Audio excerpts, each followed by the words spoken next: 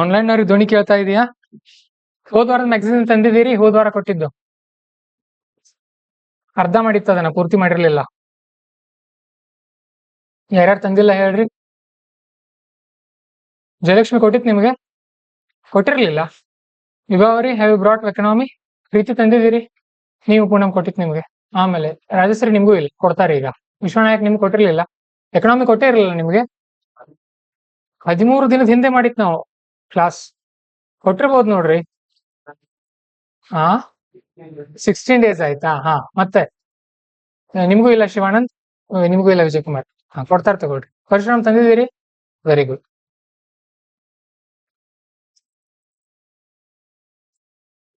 ಆಮೇಲೆ offline students, ವಾರಕ್ಕೆ ಒಂದು ಪುಸ್ತಕ ಕೊಡ್ಲಾಗತ್ತೆ ನಿಮಗೆ.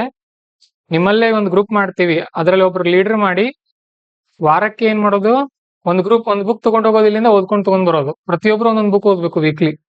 ಈ ಸ್ಟಡಿ ಬಿಟ್ಟು ಬೇರೆ ಪುಸ್ತಕ, ಮೊಬೈಲ್ ಬಿಟ್ಟು ಬೇರೆ ಪುಸ್ತಕ. ಯಾಕಂದ್ರೆ ಬರವಣಿಗೆ ಕೌಶಲ್ಯ ಇಂಪ್ರೂವ್ ಆಗೋಕೆ.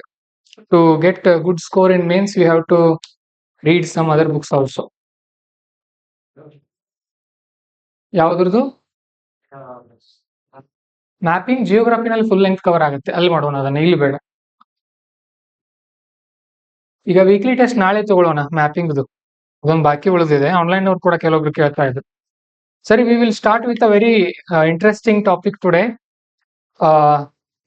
An IAS officer from 2021 batch caught red-handedly. ಏನಂತೀವಿ ರೆಡ್ ಹ್ಯಾಂಡೆಡ್ ಕನ್ನಡದಲ್ಲಿ? ರಂಗೆ ಹಾತ್ ಪೇ ಪಕಡ್ ಗಯಾ. ಪ್ರತ್ಯಕ್ಷವಾಗಿ ಏನ್ ಮಾಡಿದ್ದಾರೆ, ಒಬ್ರು ಅಧಿಕಾರಿ ಸಿಕ್ಬಿಟ್ಟಿದ್ದಾರೆ.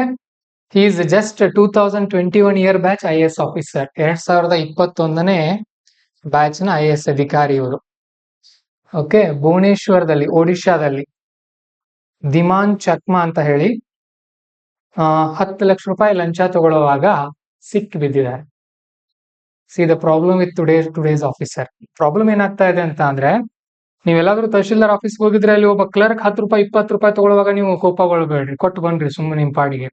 ನಿಜವಾಗ್ಲೂ ಭ್ರಷ್ಟಾಚಾರ ಇರೋದು ಇಲ್ಲಿ. ಈ ಆಫೀಸರ್ಗಳು ಭ್ರಷ್ಟಾಚಾರ ಮಾಡ್ತಾ ಇದಾರೆ, IAS ಆಫೀಸರ್ಗಳು. ಆಮೇಲೆ ರಾಜಕಾರಣಿ, ಇವ್ರು ಎಲ್ಲಿ ಕಳಿಸ್ತಾರ ಅದನ್ನ? ರಾಜಕಾರಣಿಗಳಿಗೆ. ಯಾಕೆ? To get transfer. ಎಲ್ಲಿ ತಮಗ್ ಬೇಕೋ ಸರ್ವಿಸ್ ಅಲ್ಲಿ ಹೋಗ್ಬೇಕಂದ್ರೆ ಅವ್ರು ಲಂಚ ಕೊಡಬೇಕು. ಅರೌಂಡ್ 2 to 3 crore rupees ಇರುತ್ತೆ ಅವ್ರವ್ರಿಗೆ ಬೇಕಾದಂತಹ ಹುದ್ದೆಗೆ ಹೋಗ್ಬೇಕು ಅಂತ ಅಂದ್ರೆ. So that is why they collect money from people. ಸರಿನಾ? ಸೊ ಎಥಿಕ್ಸ್ ನಲ್ಲಿ ಇದೇ ತರದ ಪ್ರಶ್ನೆಗಳು ಬರುತ್ತೆ. ಏನಂತ ಅಂದ್ರೆ, you are an investigating officer, ನೀವೊಬ್ಬ ಇನ್ವೆಸ್ಟಿಗೇಟಿಂಗ್ ಆಫೀಸರ್ ಇದ್ದೀರಿ. ಹೀಗೆ ಹೋದಾಗ ಒಬ್ಬ IAS ಅಧಿಕಾರಿ ನಿಮಗೆ ಸಿಕ್ ಬಿಡ್ತಾನೆ, ಲಂಚ ತಗೊಳ್ಳುವಾಗ ಸಿಕ್ ಬಿಡ್ತಾನೆ. ಅಂಡ್ ಆವಾಗ ನೀವೇನೇನ್ ಮಾಡ್ತೀರ ಅಂತ ಪ್ರಶ್ನೆನ ಕೇಳ್ತಾರೆ. ಏನ್ ಮಾಡ್ತೀರ ಅವಾಗ? IPS ಅಧಿಕಾರಿ ಇದ್ದೀರಿ ಅನ್ಕೊಳ್ಳೋಣ ನೀವು, you are an CBI officer. ಹೀಗೆ ಒಬ್ಬ ಅಧಿಕಾರಿ ಸಿಕ್ಬಿಟ್ಟಿದ್ದಾನೆ, ಏನ್ ಮಾಡ್ತೀರ ಅವಾಗ? ಹೋಗಿ ಮೂಗ್ ಹಿಡ್ಕೊಂಡ್ ಬಡ್ದು ಬಿಡ್ತೀರಾ? ಏನ್ ಮಾಡ್ತೀರಿ ಮೊದ್ಲು? ಅಲ್ವಾ, ಮೊದಲು ಅದನ್ನ ಎನ್ಕ್ವೈರಿ ಮಾಡ್ಬೇಕು. ಸಿಕ್ಕಿ ಬಿಟ್ಟಿದ್ದಾನೆ ಪಾಪ, ಅವನು ಲಂಚ ತಗೊಳ್ತಾ ಇರ್ಲಿಲ್ಲ, ಅವ್ನು 10 ಲಕ್ಷ ರೂಪಾಯಿ ಸಾಲ ಕೊಟ್ಟಿದ್ದವ್ರು ತಂದು ಕೊಡ್ತಾ ಇದ್ರೆ ಏನ್ ಮಾಡೋರು ನೀವು? ಅಲ್ಲ, you have to think in multi dimension. ಬೇರೆ ಬೇರೆ ಆಯಾಮಗಳಲ್ಲಿ ಥಿಂಕ್ ಮಾಡಿ ಉತ್ತರನ ಬರಿಬೇಕು. ವಿ ವಿಲ್ ಟೀಚ್, ಅದನ್ನ ನಾವು ಕೂಡ ನಿಮಗೆ ಆಮೇಲೆ ಟೀಚ್ ಮಾಡ್ತೀವಿ. DK ಬಾಲಾಜಿ ಸರ್ ಎಥಿಕ್ಸ್ ಪುಸ್ತಕ ತರಿಸ್ಕೊಡ್ರಿ ಎಲ್ರು. ಅಲ್ಲಿ ಕೇಸ್ ಸ್ಟಡೀಸ್ ಅಂತ ಇದೆ ಕೊನೆಗೆ. Okay, you will get some ideas there. ಅಲ್ಲಿ ನಿಮಗೆ ಬಹಳಷ್ಟು ಐಡಿಯಾಸ್ ಸಿಗುತ್ತೆ. ಇದು ಮೊದಲನೇ ಪಾಯಿಂಟ್. ಈ ತರ ಆಗಬಾರ್ದು. ಯಾಕಂತ ಅಂದ್ರೆ ಕ್ರೆಡಿಬಿಲಿಟಿ ಇಸ್ ವೆರಿ ಇಂಪಾರ್ಟೆಂಟ್. ಬಹಳ ಜನ ಅನ್ಕೋತಾರೆ ಏನಂತಂದ್ರೆ, ಎಲ್ರು ಭ್ರಷ್ಟಾಚಾರ ಮಾಡ್ತಾ ಇದಾರೆ, ನಾನ್ ಮಾಡಿದ್ರೆ ಏನಾಗುತ್ತೆ? ಗೌರವ ಇರಲ್ಲ ಸಮಾಜದಲ್ಲಿ. ನೀವು ಥಿಂಕ್ ಮಾಡ್ರಿ, ಭ್ರಷ್ಟಾಚಾರ ಮಾಡೋ ನೀವೇ ಗೌರವ ಕೊಡ್ತೀರಾ? ಸಾಧ್ಯನೇ ಇಲ್ಲ ಗೌರವ ಕೊಡೋಕೆ. To get respect in this society you should not do corruption. Corruption ಮಾಡಬಾರ್ದು. ಮತ್ 10% ಕರಪ್ಷನ್ ಮಾಡ್ರಿ ಅಂತ ನಾನೇ ಹೇಳ್ತೀನಿ. ಯಾವ ತರ? Don't take bribe from the people. ಜನರಿಂದ ತಗೊಳ್ಬೇಡ್ರಿ. ಈಗ ಸರ್ಕಾರ 1 ಕೋಟಿ ರೂಪಾಯಿ ಕೊಟ್ಟಿದೆ ನಿಮಗೆ, ಏನೋ ಒಂದು ಕೆಲಸ ಮಾಡು ಅಂತ. ಸೊ ಒಂದು 90 ಲಕ್ಷ ರೂಪಾಯಿ ಕೆಲಸ ಮಾಡ್ರಿ, 10 ಲಕ್ಷ ರೂಪಾಯಿ ನೀವು ನಿಮ್ ಸ್ನೇಹಿತರಿಗೆಲ್ಲ ಪಾರ್ಟಿ ಮಾಡ್ರಿ, no problem. That is not corruption. ನೀವು ಮಾಡಿರುವಂತ ವರ್ಕ್ ನೀವು ತಗೊಳ್ಕೊಳ್ಳುವಂತ ಎಕ್ಸ್ಟ್ರಾ ಬೆನಿಫಿಟ್ ಅದು. ಜನರಿಂದಾನೇ ನೀವು ಕಿತ್ಕೊಳ್ತೀರಿ ಅಂತಂದ್ರೆ it is completely wrong thing. ಅರ್ಥ ಆಯ್ತಾ? ಸೊ ಆ ತರ ಭ್ರಷ್ಟಾಚಾರ ಮಾಡಬಾರ್ದು. ಸರಿನಾ? ಸೊ ಮುಂದಿನ ದಿನಗಳಲ್ಲಿ ನೀವೆಲ್ಲರೂ ಕೂಡ ಆಫೀಸರ್ಸ್ ಆಗಿ ಒಂದು ಟೀಮ್ ಮಾಡ್ಕೊಂಡು ಇಂಥ ಏನ್ ಕುಳಗಳಿದೆ ಅಲ್ಲ, we have to eradicate them. ಅವ್ರನ್ನ ತೆಗೆದು ಹಾಕ್ಬೇಕು ನಾವು. ಅಂದಾಗ ಏನಾಗುತ್ತೆ? ಅವರ್ ಇಂಡಿಯಾ ವಿಲ್ ಗ್ರೋ, ಬೆಳೀತಾ ಹೋಗುತ್ತೆ. ಸರಿ, ಮತ್ತೆ ಭ್ರಷ್ಟಾಚಾರ ಜನರಿಂದ ಬದಲಾವಣೆ ಆಗಲ್ಲ, ಮೇಲಿನವರಿಂದಾನೇ ಬದಲಾವಣೆ ಆಗಬೇಕು. Leader should be prompt and correct. But ನಾವೇನ್ ಅನ್ಕೊಳ್ತಾ ಇದೀವಲ್ಲ, ನಮ್ಮ ಮುಖ್ಯಮಂತ್ರಿಗಳು, ಪ್ರಧಾನಮಂತ್ರಿಗಳು ಅವರು ಪ್ರಾಮಾಣಿಕರು ಇದೀವಿ ಅಂತ ತೋರಿಸ್ತಾ ಇದ್ದಾರೆ ಹೊರತು ದೇ ಆರ್ ನಾಟ್ ಆನೆಸ್ಟ್ ಅನ್ಬಿಟ್ಕೊಡ್ರಿ. ಯಾವುದೇ ಮುಖ್ಯಮಂತ್ರಿ ಇರಲಿ, ಯಾವುದೇ ಪ್ರಧಾನಮಂತ್ರಿ ಇರಲಿ, they also corrupt. It means they helping there friends are their family, ತಮ್ಮ ಫ್ಯಾಮಿಲಿ ಅವರನ್ನ, ತಮ್ಮ ಸ್ನೇಹಿತರಿಗೆ ಅವ್ರು ಏನ್ ಮಾಡಿಕೊಡ್ತಾ ಇದ್ದಾರೆ, ಸಹಾಯ ಮಾಡಿ ಕೊಡ್ತಾ ಇದ್ದಾರೆ. ಇಂಥದ್ದು ಬಹಳಷ್ಟು ಆಗ್ತಾ ಇದೆ. You should be aware of all those thing. ಮತ್ತೆ ಹಾಗಂತ IAS ಅಧಿಕಾರಿ ಆಗಿ ಹೋದ ತಕ್ಷಣ ನಿಮ್ಮ ಆಫೀಸ್ ನಲ್ಲಿ ಯಾರು ಭ್ರಷ್ಟಾಚಾರ ಮಾಡೋ ಹಾಗಿಲ್ಲ, ಇನ್ ಮುಂದೆ ನಿಮ್ಮನ್ನ ಹಾಗೆ ಮಾಡ್ತೀವಿ, ಹೀಗೆ ಮಾಡ್ತೀವಿ ಅನ್ನೋ ಹಾಗಿಲ್ಲ. ಓಕೆ, ಸ್ಕೂಲ್ ಆಗಿ observe, first understand the system. ಮೊದಲು ಸಿಸ್ಟಮ್ ಅನ್ನ ನೀವು ಅಂಡರ್ಸ್ಟ್ಯಾಂಡ್ ಮಾಡ್ಕೊಳ್ಬೇಕು, ಆಮೇಲೆ ಅದರ ವಿರುದ್ಧ ಹೋರಾಟವನ್ನು ಆರಂಭ ಮಾಡಬೇಕಾಗತ್ತೆ. Then gradually you can improve the system.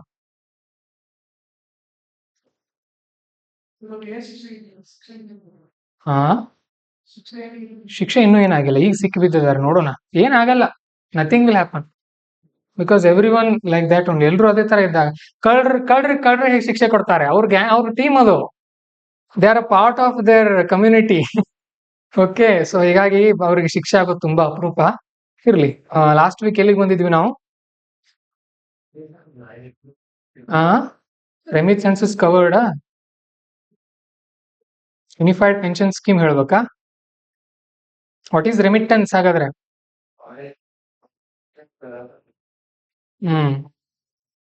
Okay, Indians went to some other country or one country person went to another country and he is earning there. ಒಂದ್ ದೇಶದ ಮತ್ತೊಂದ್ ದೇಶಕ್ಕೆ ಹೋಗಿದ್ದಾರೆ, ಅಲ್ಲಿ ಗಳಿಸ್ತಾರೆ ದುಡ್ಡು, ಆ ದುಡ್ಡನ್ನ ವಾಪಸ್ ನಮ್ ದೇಶಕ್ಕೆ ಕಳಿಸಿರೋದನ್ನ ಏನಂತ ಕರಿತೀವಿ? ರೆಮಿಟೆನ್ಸ್ ಅಂತ ಕರಿತೀವಿ. ಓಕೆ, ಆಮೇಲೆ ಪ್ರಜಾವಾಣಿ ನೋಡ್ರಿ, ನಿನ್ನೆ ಬೆಳಗ್ಗೆಯಿಂದ ಇಟ್ಟಿದ್ದೀನಿ ಅಲ್ಲಿ ಕಿಟಕಿನಲ್ಲಿ, ನೋಡೋಣ ಯಾರಾದ್ರೂ ಓದ್ತಾರಾ ಅಂತ. ಓದ್ಲಿಲ್ಲ. ಹೀಗ್ ಮಾಡಿದ್ರೆ ಹೇಗೆ? ಯಾರ್ಯಾರು ಓದಿದಿರಿ ಇವತ್ತು ನ್ಯೂಸ್ ಪೇಪರ್? ನಿನ್ನೇದು ಇವತ್ತು ಯಾರು ಓದಿದಿರಿ ಅವ್ರ ಹ್ಯಾಂಡ್ ರೈಸ್ ಮಾಡಿ. ಇವತ್ತಿಂದಲ್ಲ, ನಿನ್ನೇದು. ಅದನ್ನ ಓದಬೇಕು. ನಿನ್ನೆ ಅಲ್ಲಿ ಎಂತ ಇಂಪಾರ್ಟೆಂಟ್ ಟಾಪಿಕ್ ಬಂದಿತ್ತಂದ್ರೆ, ಬೆಂಗಳೂರಲ್ಲಿ ಆಗಿತ್ತಲ್ಲ ಸ್ಟ್ಯಾಂಪೇಡ್ ಸ್ಪೆಲ್ಲಿಂಗ್ ಏನಿದೆ ಹೇಳಿದ್ರೆ ಪರ್ಶನ?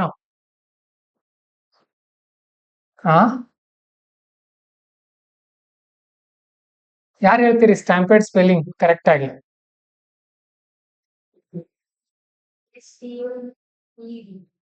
Very good. DE ಅಂತ ಇದೆ ನೋಡಿ, ಸ್ಟ್ಯಾಂಪೇಡ್ ಅಂತ ಹೇಳಿ. ಓಕೆ, ಸೊ ಬೆಂಗಳೂರಲ್ಲಿ ಆಗಿರುವಂತಹ ಘಟನೆಗೆ ಪರಿಹಾರಗಳೇನು, ಯಾಕಾಯ್ತು ಅನ್ನುವಂತ ಒಂದು ಇಡೀ ಪೇಪರ್ ಬಂದಿತ್ತಲ್ಲಿ, ಒಂದು ಪೇಜ್ ನಲ್ಲಿ. ಮುಂದೆ ನೀವು ಅಧಿಕಾರಿಗಳಾದಾಗ ಏನ್ ಮಾಡ್ಬಿಡ್ತೀರಿ? ಓಡಿ ಹೋಗ್ಬಿಡ್ತೀರಿ, ಎಲ್ಲ ನುಗ್ಲಾಗ್ತಾ ಇದೆ, ನನ್ನ ಹಾಕಿ ತುಳಿದು ಬಿಡ್ತಾರಂತ. ಅದನ್ನ ಕಲಿಬೇಕು ನೀವು. ನ್ಯೂಸ್ ಪೇಪರ್ ಯಾಕೆ ಓದ್ಬೇಕು ಅಂತ ಅಂದ್ರೆ, ಇವತ್ತು ನಡೀತಾ ಇರುವಂತ ಘಟನೆಗೆ ನೀವು ಏನ್ ಕೊಡ್ಬೇಕಾಗತ್ತೆ? ಉತ್ತರ ಕೊಡ್ಬೇಕಾಗತ್ತೆ. ಈಗ ಬ್ರಿಟಿಷರ ಕಾಲದಲ್ಲಿ ಏನ್ ಪ್ರಾಬ್ಲಮ್ ಇತ್ತು ಹೇಳ್ರಿ? What was the major problem during British era when it comes to health of the people? ಏನ್ ಪ್ರಾಬ್ಲಮ್ ಇತ್ತು? ಪುಣಾದಲ್ಲಿ ಇದ್ರಲ್ಲ, ಇಬ್ಬರನ್ನ ಕೊಂದ್ರು, ಚಾಪೇಕರ್ ಸಹೋದರರು.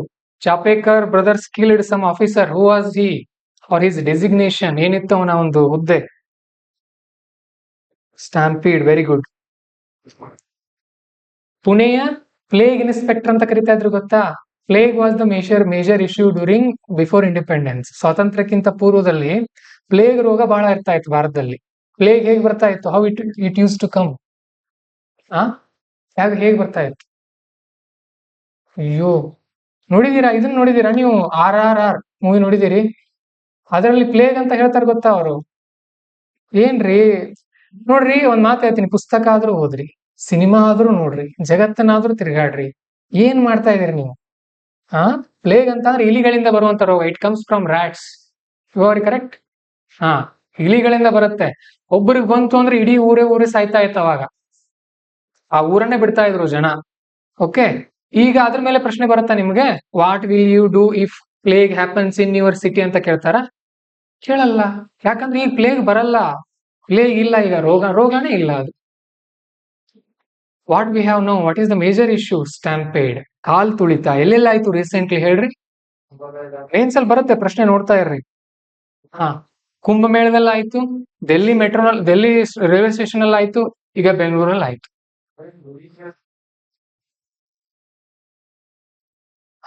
ಸೊ ಎಲ್ಲೆಲ್ಲಾಯ್ತು ಅಂತ ಕೇಳಲ್ಲ ನಿಮ್ಮನ್ನ.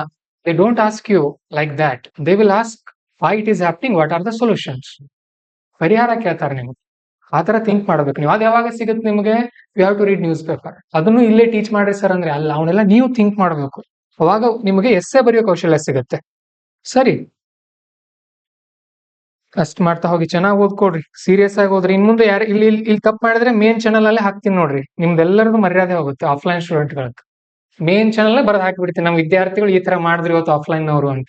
ಹೆಸರು ಯಾರ್ದು ಹಾಕಲ್ಲ, ಬಟ್ ನೋಡ್ರಿ ನಿಮ್ಮ ಸ್ವಾಭಿಮಾನದ ಪ್ರಶ್ನೆ ಇದು. Okay, B attentive. ನೋಡ್ರಿ ಇವತ್ತೇ ಮುಂಬೈನಲ್ಲಿ ಲೋಕಲ್ ಟ್ರೈನ್ ನಲ್ಲಿ ಇಬ್ರು ಸತ್ತಿದಾರಂತೆ. ಏನ್ ಮಾಡೋದು? It is a problem with population, ಜನಸಂಖ್ಯೆಯಿಂದ ಆಗುವಂತ ಸಮಸ್ಯೆ. ಇದು ಮುಗ್ದಿದ್ಯಾ ಪೂರ್ತಿ? Okay, we will start with unified payment unified pension scheme, UPS ಬಗ್ಗೆ ಕೊಟ್ಟಿದ್ದಾರೆ. Let study it. ಯಾಕೆ ಇದು ಸುದ್ದಿಯಲ್ಲಿದೆ? Why it is in news? Pension fund regulatory and development authority, PFRDA, ಇವ್ರೇನ್ ಮಾಡಿದಾರಂತ ಅಂದ್ರೆ, regulations 2025 notified to operationalize unified pension scheme. ಏಕೀಕೃತ ಪಿಂಚಣಿ ವ್ಯವಸ್ಥೆ ಅಂತ ಕರಿತೀವಿ ಇದನ್ನ. ಪೆನ್ಷನ್ ಯಾರಿಗೆ ಕೊಡ್ತಾರೆ? ಏಜ್ ಮುಗಿದಿರೋರ್ಗೆ, ರಿಟೈರ್ಡ್ ಆಗಿರ್ತಾರಲ್ಲ ಅಂತವ್ರು ಕೊಡ್ತಾರೆ. ಸೊ ಅದ್ರ ಬಗ್ಗೆ ಏನು ಮಾಹಿತಿ ಇದೆ. ಇದು ಯುನಿಫೈಡ್ ಪೆನ್ಷನ್ ಸ್ಕೀಮ್ ಅಂತ ಇತ್ತೀಚೆಗೆ ಸೆಂಟ್ರಲ್ ಗೌರ್ಮೆಂಟ್ ತಗೊಂಡ್ ಬಂದಿತ್ತು. Central government brought this. So ಅದನ್ನ ಈಗ ಏನ್ ಮಾಡಿದ್ದಾರೆ? ಆಪರೇಷನಲೈಸ್ ಮಾಡಿದ್ದಾರೆ. ಈಗ ನಾವು it is came to effect, ಜಾರಿಗೆ ಬಂತು. ಈಗ ನೋಡೋಣ ಏನಿದೆ. What is this UPS? ಏನಂತ ಅಂದ್ರೆ ಇದು it introduced as an option under the national pension system. ರಾಷ್ಟ್ರೀಯ ಪೆನ್ಷನ್ ವ್ಯವಸ್ಥೆಗಳಲ್ಲಿ ಇದನ್ನ ಇಂಟ್ರೊಡ್ಯೂಸ್ ಮಾಡಿದ್ದಾರೆ ಸೆಂಟ್ರಲ್ ಗೌರ್ಮೆಂಟ್ ನವರು. ಫಾರ್ ಸೆಂಟ್ರಲ್ ಗೌರ್ಮೆಂಟ್ ಎಂಪ್ಲಾಯೀಸ್, ಕೇಂದ್ರ ಸರ್ಕಾರದ ಉದ್ಯೋಗಿಗಳಿಗೆ ಇದನ್ನ ಏನ್ ಮಾಡಲಾಗಿದೆ? ಜಾರಿಗೆ ತಗೊಂಡ್ ಬರಲಾಗಿದೆ. Covered under NPS so that they may receive assured payout after their retirement. Retired ಆದ್ಮೇಲೆ ಇಂತಿಷ್ಟು ಹಣ ಅಂತ ಮಂತ್ಲಿ ಅವರಿಗೆ ಬರೋಕೆ ಈ ಒಂದು ವ್ಯವಸ್ಥೆಯನ್ನ ಮಾಡಿದ್ದಾರೆ. ಇದನ್ನ ಯಾರು ಇಂಪ್ಲಿಮೆಂಟ್ ಮಾಡ್ತಾರೆ? ಹೂ ಇಂಪ್ಲಿಮೆಂಟ್ ದಿಸ್? ಯಾರು ಇದನ್ನ ಇಂಪ್ಲಿಮೆಂಟ್ ಮಾಡೋದು ಅಂತ ಅಂದ್ರೆ, pension fund regulatory and development authority, ಇವರು PFRDA ಅವರು ಇಂಪ್ಲಿಮೆಂಟ್ ಮಾಡ್ತಾರೆ. ಸರಿನಾ? ಸೊ ಈ ಸಂಸ್ಥೆಯ ಬಗ್ಗೆ UPSC may ask question, when it is started, ಇದು ಯಾವಾಗ ಆರಂಭ ಆಯಿತು, and under which act. Home work ನಿಮಗೆ, ಯಾವಾಗ ಆರಂಭ ಆಯ್ತು ಅದು, ಅಥವಾ ಯಾವ ಕಾಯ್ದೆ ಅಥವಾ ರೆಗ್ಯುಲೇಷನ್ ಇಂದ ಆಗಿದೆ ಅಂತ ನೋಡ್ಕೊಡ್ರಿ ಅದನ್ನ.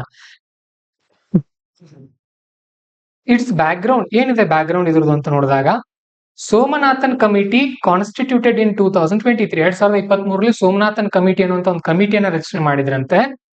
Restructure new pension system, new pension system ಅನ್ನ ಮರು ರಚನೆ ಮಾಡೋಕೆ ಅವ್ರಿಗೆ ಹೇಳಿದ್ರು. So its recommendation universal pension scheme has been announced. So ಯಾವ ಕಮಿಟಿ ರೆಕಮೆಂಡೇಶನ್ ಕೊಟ್ಟಿದೆ? Somanathan committee recommended for this UPS system, ನೆನ್ಪಿಟ್ಕೊಡ್ರಿ. Then there are multiple NPS, OPS, UPS ಅಂತ ಬಹಳಷ್ಟಿವೆ. ನಾವು ನೋಡೋಣ ಕರೆಂಟ್ ಅಫೇರ್ಸ್ ಅಲ್ಲಿ ಬಂದಾಗ, ಮುಂದಿನ ಸಾರಿ ನೋಡೋಣ. ಸದ್ಯಕ್ಕೆ ಅದರ ಅಗತ್ಯ ನಮ್ಗಿಲ್ಲ. ಓಕೆ, ಗಿರಿದೀಪ್ ಅವರೇ, DK ಬಾಲಾಜಿ ಅವ್ರದ್ದು ಇಂಗ್ಲಿಷ್ ಪುಸ್ತಕ ತಗೊಳ್ರಿ ನೀವು, ಇಂಗ್ಲಿಷ್ ನಲ್ಲಿ ಕೂಡ ಲಭ್ಯ ಇದೆ. Key highlights of the UPS under PFRDA. ಈ PFRDA ಅಡಿಯಲ್ಲಿರುವಂತ UPS ನ ಹೈಲೈಟ್ಸ್ ಏನೇನಿದೆ ಅನ್ನೋದನ್ನ ನೋಡೋಣ. ಮುಖ್ಯಾಂಶಗಳು. ಅಪ್ಲಿಕೇಬಿಲಿಟಿ, ಯಾರ್ಯಾರಿಗೆ ಅಪ್ಲಿಕೇಬಲ್ ಆಗುತ್ತೆ ಇದು? An existing central government employee in service on 1st April 2025, 2025 April 1ನೇ ತಾರೀಕು ಯಾರು ಉದ್ಯೋಗದಲ್ಲಿ ಇರ್ತಾರೆ ಅಂತವ್ರಿಗೆ ಇದು ಅಪ್ಲೈ ಆಗುತ್ತೆ. Okay, and who is covered under NPS as per PFRDA Act 2013. ಈ ಕಾಯ್ದೆ ಅಡಿಯಲ್ಲಿ ಯಾರು NPS ನಲ್ಲಿ ಇರ್ತಾರೆ ಅವ್ರಿಗೆ ಇದು ಅಪ್ಲೈ ಆಗುತ್ತೆ. New recruit in central government service who join service on or after 1st day of April 2025. April 1 ನಂತರ ಯಾರಾದ್ರೂ ಸೆಂಟ್ರಲ್ ಗವರ್ಮೆಂಟ್ ಗೆ ಜಾಯಿನ್ ಆದ್ರೆ ಈ ಪೆನ್ಷನ್ ಅವರಿಗೆ ಕೂತ್ಕೊಳ್ಳುತ್ತೆ. Is it important scheme or not? ಇದು ಇಂಪಾರ್ಟೆಂಟ್ ಅಲ್ವಾ? Very important scheme, because every government employee has to get pension. ಅದಕ್ಕೋಸ್ಕರ ಇಂಪಾರ್ಟೆಂಟ್ ಇದೆ, ಇದ್ರ ಬಗ್ಗೆ ತಿಳ್ಕೊಳ್ರಿ ಸ್ವಲ್ಪ. Then a central government employee who has superannuated or voluntarily retired has retired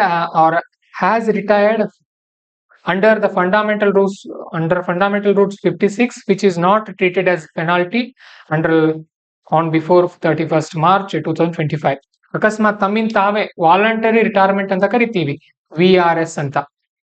ಅವರು 2025 March 31ಕ್ಕಿಂತ ಮುಂಚೆ ಒಬ್ಬ ವ್ಯಕ್ತಿ ತಾನೇ ರಿಟೈರ್ಮೆಂಟ್ ಕೊಟ್ಟಿದ್ರು ಕೂಡ ಅವನು ಕೂಡ ಇದಕ್ಕೆ ಎಲಿಜಿಬಲ್ ಆಗ್ತಾನೆ. And if a person dies, ಅಕಸ್ಮಾತ್ ಅವರು ಮರಣ ಹೊಂದಿದ್ರೆ ಲೀಗಲಿ ವೆಡೆಡ್ ಸ್ಪಾಸ್ ಅಂತ ಅಂದ್ರೆ ವೈಫ್ ಅಥವಾ ಹಸ್ಬೆಂಡ್, ಸ್ಪಾಸ್ ಅಂತ ಕರೀತಾರೆ ಶಾರ್ಟ್ ಆಗಿ. ಅದನ್ನ ಬರ್ಕೊಡ್ರಿ, ಗಂಡ ಅಥವಾ ಹೆಂಡತಿ ಅಂತ ಬರ್ಕೊಡ್ರಿ ಇಲ್ಲಿ ಕನ್ನಡದಲ್ಲಿ. Then, in case of subscriber who has superannuated or retired has demised prior to the exercising option of UPS, ಅಕಸ್ಮಾತ್ ಅವರು ಮರಣ ಹೊಂದಿದ್ರೆ ಅವ್ರಿಗೂ ಕೂಡ ಅದು ಸಿಗುತ್ತೆ. ಎಲಿಜಿಬಿಲಿಟಿ ಟು ರಿಸೀವ್ ಬೆನಿಫಿಟ್ಸ್, ಏನೇನ್ ಎಲಿಜಿಬಿಲಿಟಿ ಇರಬೇಕು? At least 10 years of service ಆಗಿರ್ಬೇಕು ಅವ್ರದ್ದು. ಆಮೇಲೆ in case of central government retiring and employ under from date of such retirement, ಇವೇನ್ ಅಷ್ಟೊಂದು ಇಂಪಾರ್ಟೆಂಟ್ ಇಲ್ಲ. ರಿಟೈರ್ಮೆಂಟ್ ಯಾವಾಗ ಆಗಿರ್ಬೇಕು ಅವ್ರದ್ದು? ಆಫ್ಟರ್ 25 years, 25 ವರ್ಷ ಸರ್ವಿಸ್ ಮಾಡಿ ರಿಟೈರ್ಡ್ ಆಗಿರ್ಬೇಕು ಅವ್ರು. ಅದಕ್ಕಿಂತ ಮುಂಚೆ 2020 ಜಾಯಿನ್ ಆಗಿದ್ದಾರೆ, 25ಕ್ಕೆ ನಾನು ರಿಟೈರ್ಡ್ ಕೊಡ್ತೀನಿ, ನನಗೆ ಪೆನ್ಷನ್ ಕೊಡ್ರಿ ಅಂದ್ರೆ ಕೊಡಲ್ಲ.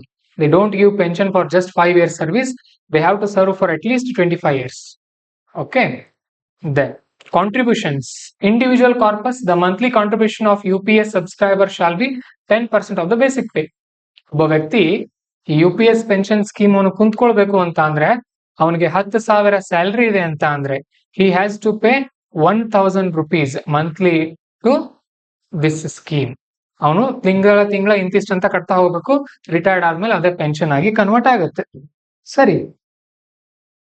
Then pool corpus, additional central government contribution at estimated 8.5% of basic pay. ಇದಕ್ಕೆ ಸೆಂಟ್ರಲ್ ಗವರ್ಮೆಂಟ್ ನವರು 8.5% ಕೊಡ್ತಾರೆ. ಅವೆರಡು ಹಣನ ಸೇರ್ಸ್ಕೊಂಡು ಇಡ್ತಾ ಹೋಗ್ತಾರೆ. ಕೊನೆಗೆ ರಿಟೈರ್ಡ್ ಆದ್ಮೇಲೆ ಅದಕ್ಕೆ ಮಂತ್ಲಿ ಬರ್ತಾ ಹೋಗುತ್ತೆ. ಸರಿ. Then assured payout, it shall be payable at 50% of the average of the last 12 months basic pay. ಎಷ್ಟು ಕೊಡ್ತಾರಂತ ಅಂದ್ರೆ ಕೊನೆಯ ವರ್ಷದ ಬೇಸಿಕ್ ಸ್ಯಾಲರಿ ಇರುತ್ತಲ್ಲ ಅವ್ರದ್ದು, ಬೇಸಿಕ್ ಸ್ಯಾಲರಿಯ 50%. For example, if a person is receiving 1 lakh rupees salary, 1 lakh rupees salary ಇದೆ ಅನ್ಕೊಡ್ರಿ. ಇದರಲ್ಲಿ ಅವ್ರಿಗೆ ಎಲ್ಲ ಸೇರಿ around 40,000 rupees or other allowances, ಬೇರೆ ಇರುತ್ತೆ. ಅದು TA ಅಂತ ಇರುತ್ತೆ, DA ಅಂತ ಇರುತ್ತೆ, ಮನೆ ಭತ್ತೆ ಅಂತ ಇರುತ್ತೆ, ಆಮೇಲೆ ಬಹಳಷ್ಟು ಇರುತ್ತೆ. ಅದರಲ್ಲಿ ಬೇಸಿಕ್ ಸ್ಯಾಲರಿ 60,000, 60K ಇದೆ ಅನ್ಕೊಡ್ರಿ. ಸೊ ಇದರ ಅರ್ಧ ಸಿಗುತ್ತೆ, ಮೀನ್ಸ್ 30,000 ಸ್ಯಾಲರಿ ಮಂತ್ಲಿ ಪೆನ್ಷನ್.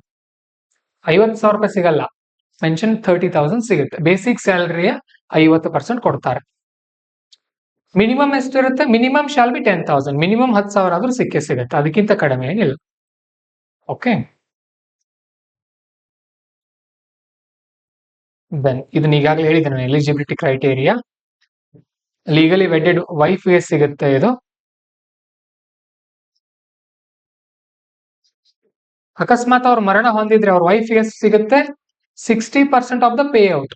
ಈಗ ಉದಾಹರಣೆಗೆ ಒಬ್ಬ ಪರ್ಸನ್ ಏನಿದ್ದ, ಅವನಿಗೆ ಬೇಸಿಕ್ ಸ್ಯಾಲರಿನೇ ಎಷ್ಟಿತ್ತು ಅನ್ಕೊಳ್ಳೋಣ, 1 ಲಕ್ಷ ರೂಪಾಯಿ ಬೇಸಿಕ್ ಪ್ಲಸ್ ಅಲವನ್ಸ್ ಅದು ಇದು ಸೇರಿ 50,000 ರೂಪಾಯಿ ಎಕ್ಸ್ಟ್ರಾ ಇತ್ತು. ಸೊ ಅವನಿಗೆ ಪೆನ್ಷನ್ ಎಷ್ಟು ಸಿಗೋದು? How much pension he will receive 50. This is base total salary is 1,50,000. Basic is 1 lakh rupees. So how much he will receive as a pension?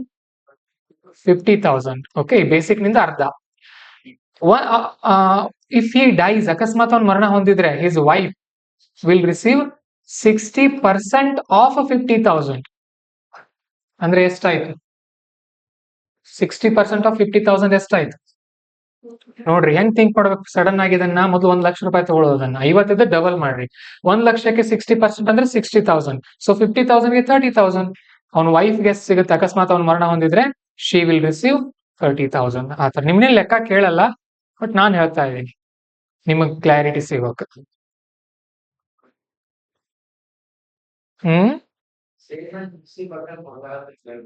ಕೊಡ್ತಾರೆ, ಆ ತರ ಸ್ಟೇಟ್ಮೆಂಟ್ ಕೇಳ್ತಾರೆ. Then it will be a fiscal burden on government. ಇದರಿಂದ ಏನಾಗುತ್ತೆ? ಸರ್ಕಾರ ಈ pension ಗಳನ್ನ ಕೊಡ್ತಾ ಹೋಗೋದ್ರಿಂದ ವಿತ್ತೀಯ ಹೊರೆ ಆಗುತ್ತೆ. ವಿತ್ತೀಯ ಹೊರೆ ಅಂತ ಅಂದ್ರೆ government is giving money to the people, workers. ದುಡ್ಡು ಕೊಡೋದ್ರಿಂದ ಸರ್ಕಾರಕ್ಕೆ ಸುಮಾರು 6,250 ಕೋಟಿ ಹೊರೆ ಆಗುತ್ತೆ ಅಂತ ಹೇಳ್ತಾ ಇದ್ದಾರೆ ಇಲ್ಲಿ. ಓಕೆ. ಇಲ್ಲಿ ಬರುವಂತ ಸಮಸ್ಯೆಗಳಿದೆ. ಇಲ್ಲಿ ಡಿಲೇ ಇನ್ ಪೇಮೆಂಟ್, ಕೆಲವೊಂದ್ಸರಿ ಲೇಟ್ ಆಗ್ಬಹುದು. Limited family pensions. ಓಕೆ. ಆಮೇಲೆ ಪೆನ್ಷನ್ ಯಾರು ಕೊಡ್ತಾರಂತ ನೋಡ್ರಿ, ಇಲ್ಲಿ ಓನ್ಲಿ ಸ್ಪೌಸ್, ವೈಫ್ ಅಥವಾ ಹಸ್ಬೆಂಡ್ ಮಾತ್ರ ಕೊಡ್ತಾರಂತ ಪೆನ್ಷನ್. ಅಕಸ್ಮಾತ್ ವೈಫ್ ಇರ್ಲಿಲ್ಲ ಅಂದ್ರೆ ಅವ್ರಿಗೆ ಮನೆಯವ್ರಿಗೆ ಸಿಗಲ್ಲ pension. It is wrong thing. Okay. ಯಾರಿಗೆ ಸಿಗಬೇಕದು ಪೆನ್ಷನ್? ಅದ್ರಲ್ಲಿ ಏನ್ ಮಾಡ್ಬೇಕು ಗವರ್ಮೆಂಟ್? 25% ಇವ್ರಿಗೆ, ಯಾರಿಗೆ? ಫಾದರ್ ಅಂಡ್ ಮದರ್ 25% ವೈಫ್, ಈ ತರ ಇಡ್ಬೇಕು. ಹೇಗಂತೀರಿ? ಕರೆಕ್ಟ್ ಅಲ್ವಾ? ಇವ್ರು ತಗೊಂಡು ಹೋಗ್ಬಿಟ್ರೆ ಏನ್ ಮಾಡೋದು ಅದನ್ನ ದುಡ್ಡೆಲ್ಲ? ಇತ್ತೀಚೆಗೆ ಹಾಗೆ ಮಾಡ್ತಾ ಇದ್ದಾರೆ. ಓಕೆ, ಇತ್ತೀಚೆಗೆ ಒಬ್ರು ಆರ್ಮಿ ಆಫೀಸರ್ ಅವರು ಮರಣ ಹೊಂದಿದ್ರು. ಆ ಬಂದಿರೋ ದುಡ್ಡೆಲ್ಲ ವೈಫ್ ಅವ್ರು ತಗೊಂಡು ಹೋಗ್ಬಿಟ್ರು ಬೇರೆ ಕಡೆ. ಅಪ್ಪ ಅಮ್ಮ ಏನ್ ಮಾಡ್ಬೇಕು ಹೇಳ್ರಿ? ಹುಟ್ಟಿಸಿದಾಗಿನಿಂದ ಪಾಪ ಕಷ್ಟಪಟ್ಟು ಬೆಳೆಸಿರ್ತಾರೆ ಮಗನನ್ನ. ಈಗ ಬಂದಿರೋ ದುಡ್ಡೆಲ್ಲ ವೈಫ್ಗೆ ಹೋದ್ರೆ ಗತಿ ಏನು? ಹಾಗೆ ದೆನ್ ನಾವು ಹಿಯರ್ ಇಲ್ಲಿ ಕೊಟ್ಟಿದ್ದಾರೆ ನೋಡ್ರಿ, ಇವರೇ ಕೊಟ್ಟಿದ್ದಾರೆ ವಿಷನ್ ಮ್ಯಾಗಝಿನ್ ಅಲ್ಲಿ. PFRDA ಬಗ್ಗೆ ನಾನು ಹೇಳಿದ್ನಲ್ಲ, ನೋಡೋಣ ಏನಿದು ಅಂತ. ಇದ್ರ ಬಗ್ಗೆ ಕೇಳಿದ್ದಾರೆ once they asked in prelims 2024-25 ಇಲ್ಲಿ ಓದ್ದಾಗಿದೆ ನನಗೆ ಒಟ್ನಲ್ಲಿ. ಇದು established through resolution by government of India in 2003.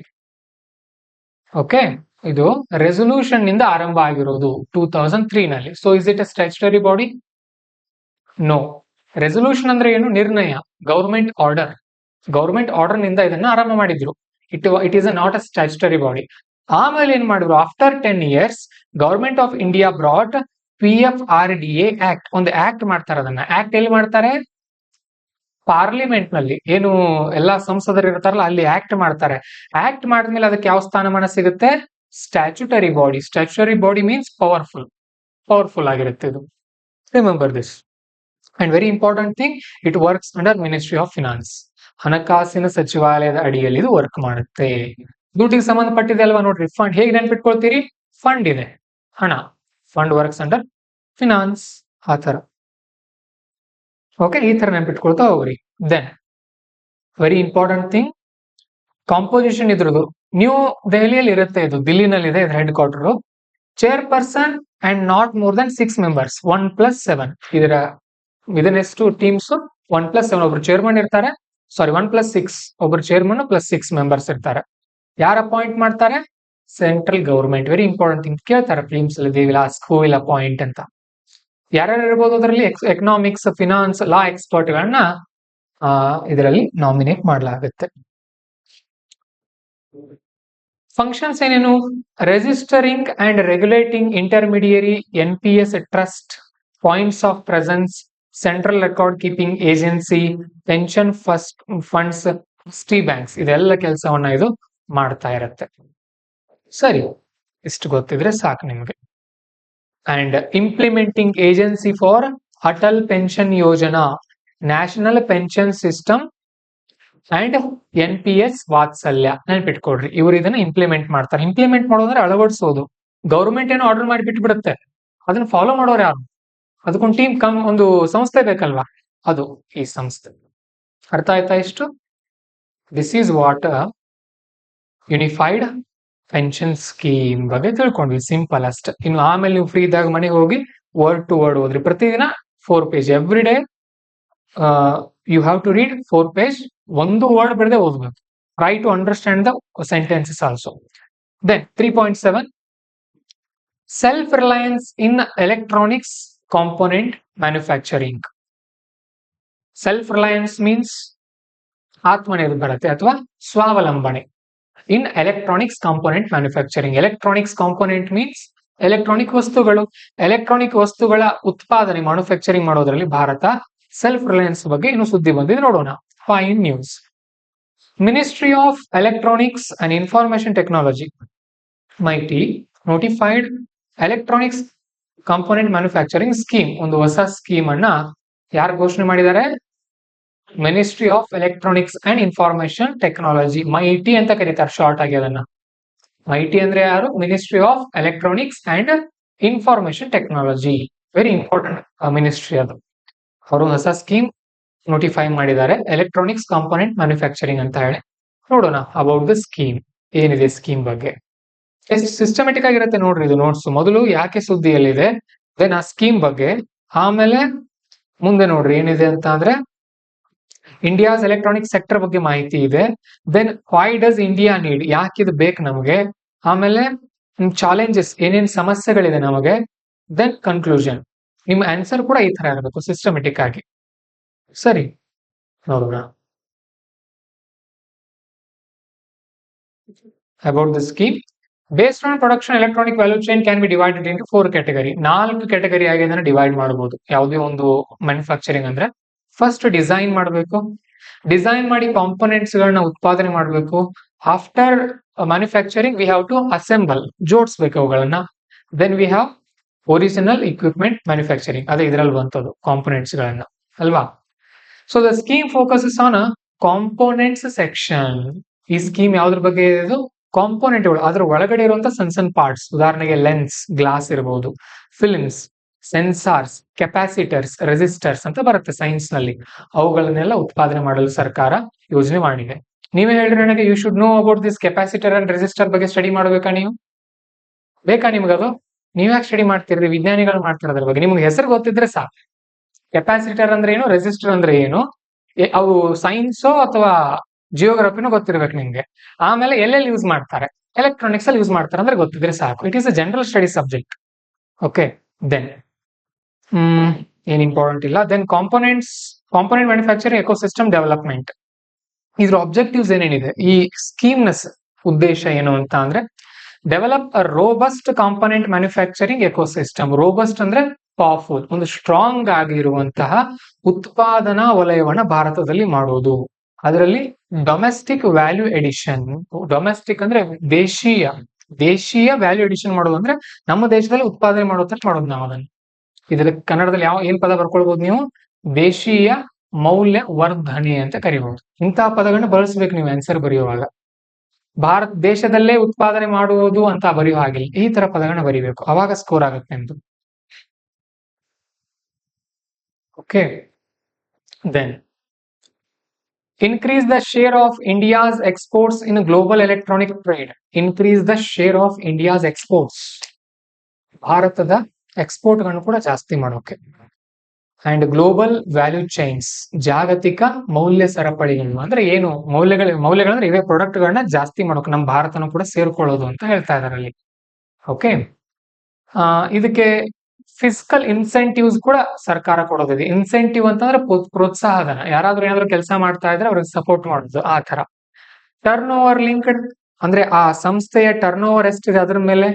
Capex incentive ಬಂಡವಾಳ ಆಗಿ ಕೊಡೋದು.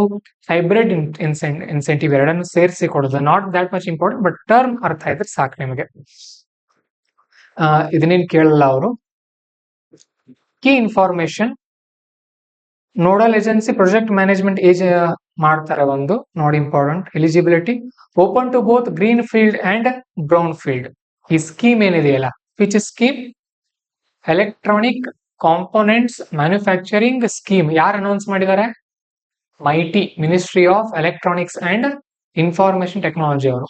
ಓಕೆ, ಈ ಸ್ಕೀಮ್ ಯಾರಿಗೆ ಅಂತ ಅಂದ್ರೆ green field as well as brown field ಇಬ್ರಿಗೂ ಕೂಡ. ಏನು ಗ್ರೀನ್ ಫೀಲ್ಡ್ ಮತ್ತೆ ಬ್ರೌನ್ ಫೀಲ್ಡ್ ಅಂತ ಅಂದ್ರೆ? Green field means new projects, brown field means ಈಗಾಗಲೇ ಇರುವಂತದ್ದು. ನೆನ್ಪಿಟ್ಕೊಡ್ರಿ ಅದನ್ನ. ಈಗಾಗಲೇ ಇರುತ್ತೆ ಒಂದು ಕಂಪನಿ, ಅಲ್ಲಿ ಮತ್ತೆ ಏನ್ ಮಾಡೋದು? ಮ್ಯಾನುಫ್ಯಾಕ್ಚರಿಂಗ್ ಮಾಡಿದ್ರೆ ಅದನ್ನ ಬ್ರೌನ್ ಫೀಲ್ಡ್ ಅಂತ ಕರಿತೀವಿ, ನೆನ್ಪಿಟ್ಕೊಡ್ರಿ. ಇಂಡಿಯಾಸ್ ಎಲೆಕ್ಟ್ರಾನಿಕ್ ಸೆಕ್ಟರ್, ಭಾರತದ ಎಲೆಕ್ಟ್ರಾನಿಕ್ ಸೆಕ್ಟರ್ ಬಗ್ಗೆ ನಾವು ಸ್ವಲ್ಪ ನೋಡೋದಾದ್ರೆ, India has only 4% of global electronics market. ನೋಡ್ರಿ, ನಮ್ಮ ದೇಶದಲ್ಲಿ 4% ಮಾತ್ರ ಇದೆ ಮಾರ್ಕೆಟ್. ಜಾಸ್ತಿ ಜನ ಖರೀದಿ ಮಾಡಲ್ಲ ಎಲೆಕ್ಟ್ರಾನಿಕ್ಸ್ ಗಳನ್ನ. ಓಕೆ, ತುಂಬಾ ಕಡಿಮೆ ಇದೆ. The sector is mainly focused on assembling, ಖರೀದಿ ಅಲ್ಲ, ಇದು ಉತ್ಪಾದನೆ ಮಾಡೋದು. ಉತ್ಪಾದನೆ ಮಾಡೋದ್ರಲ್ಲಿ ನಾವು ಕೇವಲ 4% ಉತ್ಪಾದನೆ ಮಾಡ್ತೀವಿ ಜಗತ್ನಲ್ಲಿ. ದೆನ್ ಅಸೆಂಬ್ಲಿ ಮೇಲೆ ಫೋಕಸ್ ಇದೆ ನಮ್ದು, ನಾಟ್ ಪ್ರೊಡಕ್ಷನ್. ಬೇರೆ ದೇಶದಲ್ಲಿ ಪ್ರಾಡಕ್ಟ್ ರೆಡಿ ಆಗುತ್ತೆ, ಬಂದ್ ನಮ್ಮ ದೇಶದಲ್ಲಿ ಜೋಡಿಸ್ತಾರೆ, ಮೇಡ್ ಇನ್ ಇಂಡಿಯಾ ಅಂತ ಸೆಲ್ ಮಾಡ್ತಾರೆ. That is wrong. ಇಲ್ಲೇ ಉತ್ಪಾದನೆ ಮಾಡೋಕೆ ಈಗ ಭಾರತ ಸರ್ಕಾರ ಪ್ರಯತ್ನ ಪಡ್ತಾ ಇದೆ. Then electronics production grew. ನೋಡ್ರಿ, ಗ್ರೋ ಇದ್ದ ಯಾವ ಟೆನ್ಸು? Past tense grew. ನೆನ್ಪಿಟ್ಕೊಳ್ರಿ. ಪಾಸ್ಟ್ ಪಾರ್ಟಿಸಿಪಲ್ ಏನಾಗುತ್ತೆ? ಗ್ರೋನ್ ಆಗುತ್ತೆ. ಇಂಗ್ಲಿಷ್ ಕಲೀರಿ, ಫ್ರೀ ಆಗಿ ಮಾಡಿದೀವಿ. IAS ಕೋಚಿಂಗ್ ನಲ್ಲಿ ಇಂಗ್ಲಿಷ್ ಗ್ರಾಮರ್ ಯಾರು ಕಲ್ಸಲ್ಲ, ಯೂಟ್ಯೂಬ್ ಅಲ್ಲಿ ಫ್ರೀ ಆಗಿ ಮಾಡಿದೀವಿ, ಕಲ್ಕೊಡ್ರಿ ಅವನ್ನೆಲ್ಲ. ಎಲೆಕ್ಟ್ರಾನಿಕ್ಸ್ ಪ್ರೊಡಕ್ಷನ್ ಗ್ರೀವ್ ಅಂತ ಕೊಟ್ಟಿದ್ದಾರೆ. ಗ್ರೀವ್ ಅಂತ ಅಂದ್ರೆ ಏನದ್ರ ಅರ್ಥ? ಬೆಳೆದಿದೆ. ಎಷ್ಟು ಬೆಳೆದಿದೆ? ಆಲ್ಮೋಸ್ಟ್ 5 ಟೈಮ್ಸ್, 5 ಪಟ್ಟು ಬೆಳೆದಿದೆ. ಹೇಗೆ? 9.52 lakh crore, 9,52,000 ಕೋಟಿಗೆ 5 ಪಟ್ಟು ಬೆಳೆದಿದೆ. ಯಾವಾಗ? 2024 ಇಯರ್ ನಲ್ಲಿ. ಅದ್ರಲ್ಲಿ 99% ಸ್ಮಾರ್ಟ್ ಫೋನ್ಸ್ ಇದೆ. Sold in India are now made domestically. 99% ಏನ್ ಭಾರತದಲ್ಲಿ ಮೊಬೈಲ್ ಸೇಲ್ ಆಗ್ತಾ ಇದೆ ಅಲ್ಲ, ದೇ ಆರ್ ಮೇಡ್ ಡೊಮೆಸ್ಟಿಕಲಿ. ಭಾರತದಲ್ಲೇ ಅವುಗಳನ್ನ ಉತ್ಪಾದನೆ ಮಾಡಲಾಗ್ತಾ ಇದೆ. Remember that. ಇವನ್ನೆಲ್ಲ SN ಅಲ್ಲಿ ಕೂಡ ಯೂಸ್ ಮಾಡ್ಕೊಳ್ಬೇಕು. ನಾನು ಡೇಟಾ ಬ್ಯಾಂಕ್ ಅಂತ ಬುಕ್ ಮಾಡಿ ಅಂತ ಹೇಳಿದೀನಿ ನೋಡಿ ನಿಮಗೆ. ಓಕೆ, ಅದರಲ್ಲಿ ಈ ಪಾಯಿಂಟ್ಸ್ ನ ಬರ್ಕೊಳ್ಬೇಕು. ಈ ಪಾಯಿಂಟ್, ಈ ಪಾಯಿಂಟ್, ಈ point. Okay, then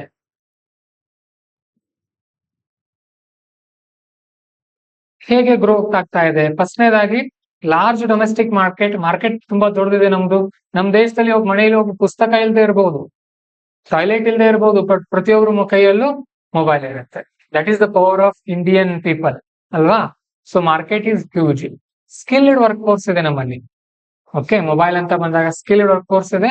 low cost labours, ನಮ್ಮ ಲೇಬರ್ಗಳು ಕಡಿಮೆ ಸಂಬಳಕ್ಕೂ ಕೂಡ ದುಡಿತಾರೆ. ಅಮೆರಿಕಾದಲ್ಲಿ ಆ ತರ ಇಲ್ಲ. ಇನ್ ಅಮೆರಿಕಾ ನಮ್ಮ ಮನೆ ಕೆಲಸ ನಾವೇ ಮಾಡ್ಬೇಕು. ಅಲ್ಲಿ ಅಡಿಗೆಗೆ ಬೇರೆಯವ್ರು ಬಂದ್ ಮಾಡಲ್ಲ, ರೊಟ್ಟಿ ಬಡ್ದು ಹೋಗಲ್ಲ ಅಲ್ಲಿ. ನೋಡ್ರಿ, ರೀಲ್ ಇಂಡಿಯನ್ ಅವರು ಬೇರೆ ದೇಶದಲ್ಲಿ ಇರ್ತಾರಲ್ಲ, ಅವ್ರ ಬ್ಲಾಗ್ಸ್ ಎಲ್ಲ ನೋಡ್ರಿ, ಯೂಟ್ಯೂಬ್ ಅಲ್ಲಿ ಗೊತ್ತಾಗುತ್ತೆ. ನಮ್ಮ ರೊಟ್ಟಿ ನಾವೇ ಮಾಡ್ಬೇಕು, ನಮ್ಮ ಬಟ್ಟೆ ನಾವೇ ತಗೊಳ್ಬೇಕು ಬೇರೆ ದೇಶದಲ್ಲೆಲ್ಲ. ಬಟ್ ಇಂಡಿಯಾದಲ್ಲಿ we get low cost labours. Okay, ಆ ತರ. ದೆನ್ ಇಲ್ಲೂ ಜಪಾನ್ ನಲ್ಲಿ ಗೊತ್ತಾ ನಿಮಗೆ? In Japan there are no workers in ಸ್ಕೂಲ್ಗಳಲ್ಲಿ ವರ್ಕರ್ಗಳು ಇರಲ್ಲ. Children only do that. ಆ ಕೆಲಸ ಚಿಲ್ಡ್ರನೇ ಮಾಡ್ತಾರೆ. ಕ್ಲಾಸ್ ರೂಮ್ ಕ್ಲೀನ್ ಮಾಡೋದಿರ್ಬೋದು, ಕಸ ಆರಿಸೋದಿರ್ಬೋದು, ನೆಲ ತೊಳೆಯೋದಿರ್ಬೋದು, ಎಲ್ಲ ಚಿಲ್ಡ್ರನೇ ಮಾಡ್ತಾರೆ. But in India it's not like that. ಅದೊಂಥರ ಗಲೀಜ್ ಇರುವಂತ ಫೀಲ್ ಇದೆ ನಮ್ಮಲ್ಲಿ. ಇಟ್ ಶುಡ್ ಗೋ ಅವೇ, ಹೋಗ್ಬೇಕು.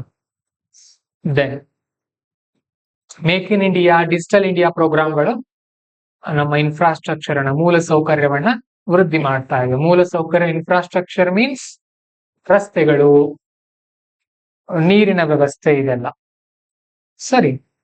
ಆಮೇಲೆ ಸೊ ನಮ್ಮಲ್ಲಿ we are heavily reliance on assembly and innovation is limited. ನಮ್ಮ ದೇಶದಲ್ಲಿ ಇನ್ನೋವೇಷನ್ ಇದೆಯಲ್ಲ, ಅದು ಲಿಮಿಟೆಡ್ ಆಗಿದೆ. ಅಂಡರ್ಲೈನ್ ಮಾಡ್ಕೊಡ್ರಿ ಜಯಲಕ್ಷ್ಮಿ, ಮಾಡತ್ತೀರಿ? ಕೊಟ್ಟಿಲ್ಲ ಇನ್ನು? ಕೇಳ್ರಿ, ಹೋಗಿ ಕೇಳ್ರಿ, ಹೋಗಿ. Key initiative to boost the manufacturing. India semi conductor mission ಅನ್ನುವಂತ ಒಂದು ಮಿಷನ್ ಅನ್ನ ಭಾರತ ಸರ್ಕಾರ ಮಾಡಿತ್ತು.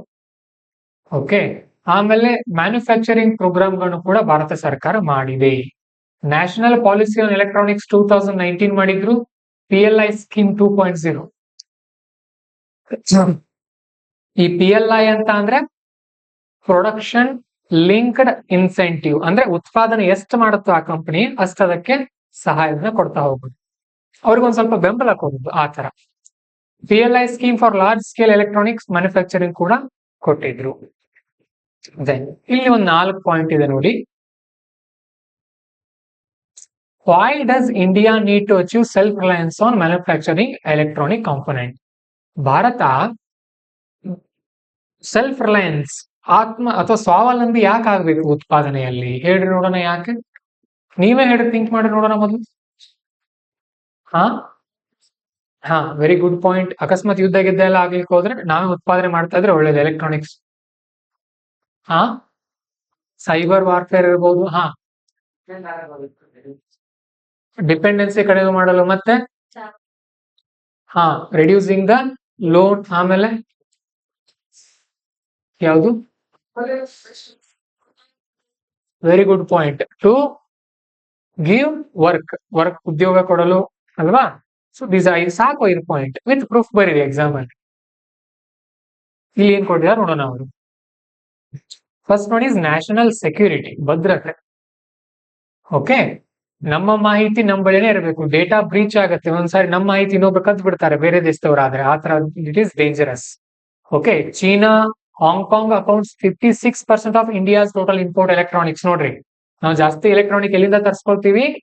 ಚೈನಾ ಮತ್ತು ಹಾಂಗ್ಕಾಂಗ್ ನಿಂದ. ಈಗ ನೀವು ನೋಡಿರ್ಬಹುದು, ಮೊನ್ನೆ ಇಂಡಿಯಾ ಪಾಕಿಸ್ತಾನ್ ಕಾನ್ಫ್ಲಿಕ್ಟ್ ಆದಾಗ, ಕಾನ್ಫ್ಲಿಕ್ಟ್ ಅಂದ್ರೆ ಏನು?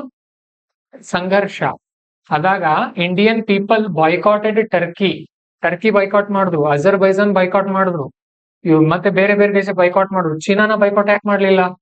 Y Indians unable to boycott the China? ಮಾಡೋಕ್ಕಾಗತ್ತೆ ನಮಗೆ? ವಿ ಕಾಂಟ್ ಬೈಕಾಟ್ ಚೀನಾನ ಬೈಕಾಟ್ ಮಾಡಕ್ ಸಾಧ್ಯನೇ ಇಲ್ಲ, because we are depending on them. So to reduce that, ಅವರನ್ನು ಬೈಕಾಟ್ ಮಾಡ್ಬೇಕಂದ್ರೆ ನಾವೇನ್ ಮಾಡ್ಬೇಕು?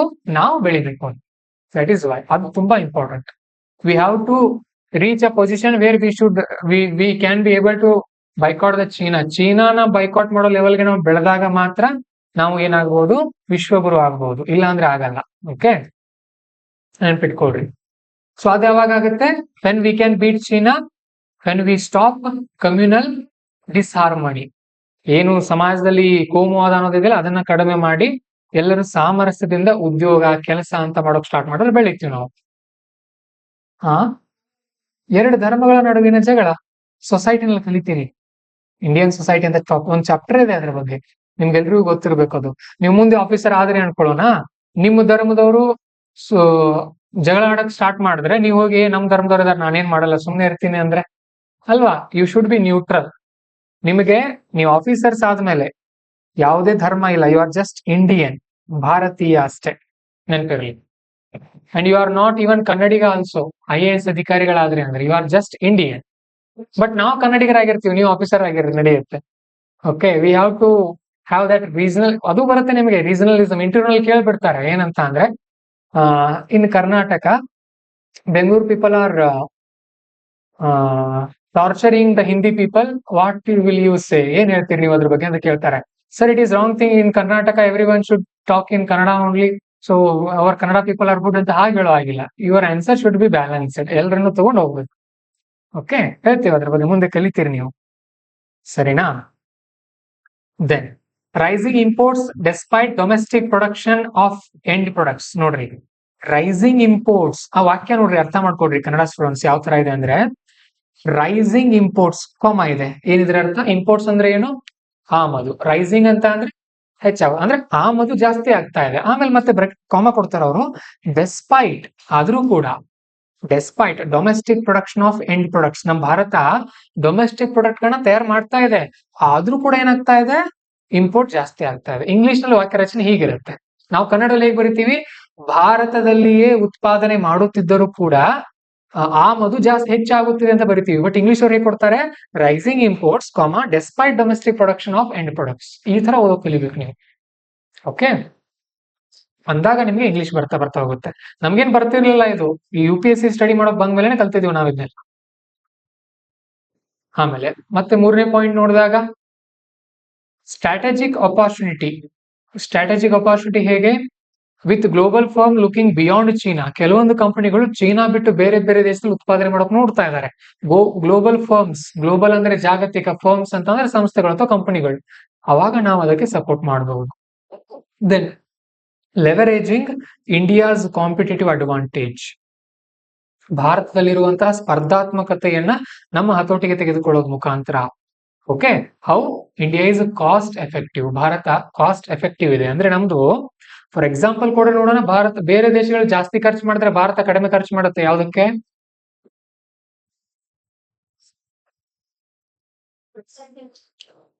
ಅದೇ ಯಾವ್ದ್ರಲ್ಲಿ ಹೇಳ್ರಿ? ಡಿಫೆನ್ಸ್ ಮತ್ತೆ ಇಸ್ರೋ. ಅವರು ಉಪಗ್ರಹನ ಉಡಾವಣೆ ಮಾಡ್ಬೇಕಂದ್ರೆ ಎಷ್ಟೋ ಕೋಟಿ ಖರ್ಚು ಮಾಡ್ತಾರೆ, ನಾವು ತುಂಬಾ ಕಡಿಮೆ ಖರ್ಚಲ್ಲಿ ತಯಾರು ಮಾಡ್ತೀವಿ, ಆ ತರ. Then minimum monthly wage is just 46% of Thailand's and labour force is 12 points. ಈಗ ಥೈಲ್ಯಾಂಡ್ ನಲ್ಲಿ ಒಬ್ಬ ಸಂಬಳ 100 ರೂಪಾಯಿ ಪಡಿತಾ ಇದ್ದಾನಂದ್ರೆ ಭಾರತದವರು 46 ರೂಪಾಯಿ ದುಡಿತಾರೆ. ಆಮೇಲೆ ಅಲ್ಲಿಗಿಂತ 12 ಜನ ಹೆಚ್ಚು ವರ್ಕರ್ ಇದ್ದಾರೆ ಇಲ್ಲಿ ಭಾರತದಲ್ಲಿ, ನೆನ್ಪಿಟ್ಕೊಡ್ರಿ. ಇವೆಲ್ಲ ಡೇಟಾ ಬ್ಯಾಂಕ್ ನಲ್ಲಿ ಬರ್ಕೊಳ್ಬೇಕು ಇವುಗಳನ್ನ. ನಾನ್ ಹೇಳ್ದಾಗ ಮಾಡ್ರಿ, ಒಂದ್ 2 ವರ್ಷ ಆಫೀಸರ್ ಆಗ್ತೀರಿ, ಆಫೀಸರ್ ಆಗಿ ಬಂದ್ ನಮ್ಗೆ ದೇಣಿಗೆ ಕೊಡ್ರಿ, ಬಡ ವಿದ್ಯಾರ್ಥಿಗಳಿಗೆ ಹೆಲ್ಪ್ ಮಾಡೋಣ. ತುಂಬಾ ಈಸಿ ಇದೆ, ಇಟ್ ಇಸ್ ವೆರಿ ಈಸಿ. ಇದಕ್ಕೆ ಕೂತ್ಕೊಂಡಿದ್ದೇವೆ, ಬೇರೆ ಏನು ಕೆಲಸ ಇಲ್ಲ. Okay, very very easy. ಅಂದಾಗ ಏನಾಗುತ್ತೆ ಅವ್ರಿಗೆ, ನೀವು ಎಕ್ಸಾಮ್ ನಲ್ಲಿ ಈ ತರ ಎಕ್ಸಾಂಪಲ್ ಕೊಟ್ರೆ ಇವ್ರು ಓದ್ಕೊಂಡು ಬಂದಿದ್ದಾರೆ ಅಂತ ಗೊತ್ತಾಗತ್ತೆ. ನೀವು ಬರೆದ್ರೆ ಬರೀ ಭಾರತದಲ್ಲಿ ಕಡಿಮೆ ಬೆಲೆಗೆ ವರ್ಕರ್ಗಳು ಸಿಗುತ್ತಾರೆ ಮತ್ತು ಇಲ್ಲಿ ಹೆಚ್ಚಿನ ಸಂಖ್ಯೆಯಲ್ಲಿ ಕಾರ್ಮಿಕರು ಸಿಗುತ್ತಾರೆ, ಏನಾದ್ರ ಅರ್ಥ? ಎಕ್ಸಾಂಪಲ್ ಕೊಡ್ರಿ ಅದಕ್ಕೆ. ಉದಾಹರಣೆಗೆ, ಥೈಲ್ಯಾಂಡಿನ 46% ನ ಸಂಬಳದಲ್ಲಿಯೇ ಭಾರತದ ಕಾರ್ಮಿಕರು ದುಡಿಯಬಲ್ಲರು ಮತ್ತು ಥೈಲ್ಯಾಂಡಿನಲ್ಲಿ ಒಬ್ಬ ಉದ್ಯೋಗಿಗೆ ಭಾರತದಲ್ಲಿ 12 ಜನ ಉದ್ಯೋಗಿಗಳು ಸಿಗುತ್ತಾರೆ. ಈ ತರ ಬರೀಬೇಕು ಎಕ್ಸಾಂಪಲ್. ಎಲ್ಲಿಂದ ಬರೆಯೋದು ಸರ್? ತಗೊಳ್ರಿ, ಇಲ್ಲೇ ಇದೆ, ಮತ್ತೆ ಯಾವ ಪುಸ್ತಕ ಓದ್ಬೇಡ್ರಿ, ಇದನ್ನೇ ಒಂದು ಡೇಟಾ ಬ್ಯಾಂಕ್ ಅಂತ ಬುಕ್ ಮಾಡ್ರಿ, ಅದ್ರಲ್ಲಿ ಬರ್ಕೊಳ್ತಾ ಹೋಗ್ರಿ.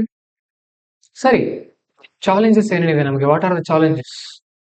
ಹೈ ಲಾಜಿಸ್ಟಿಕ್ ಕಾಸ್ಟ್, ಇದು ತುಂಬಾ ಪ್ರಾಬ್ಲಮ್ ಇದೆ ನಮ್ಮ ದೇಶದಲ್ಲಿ.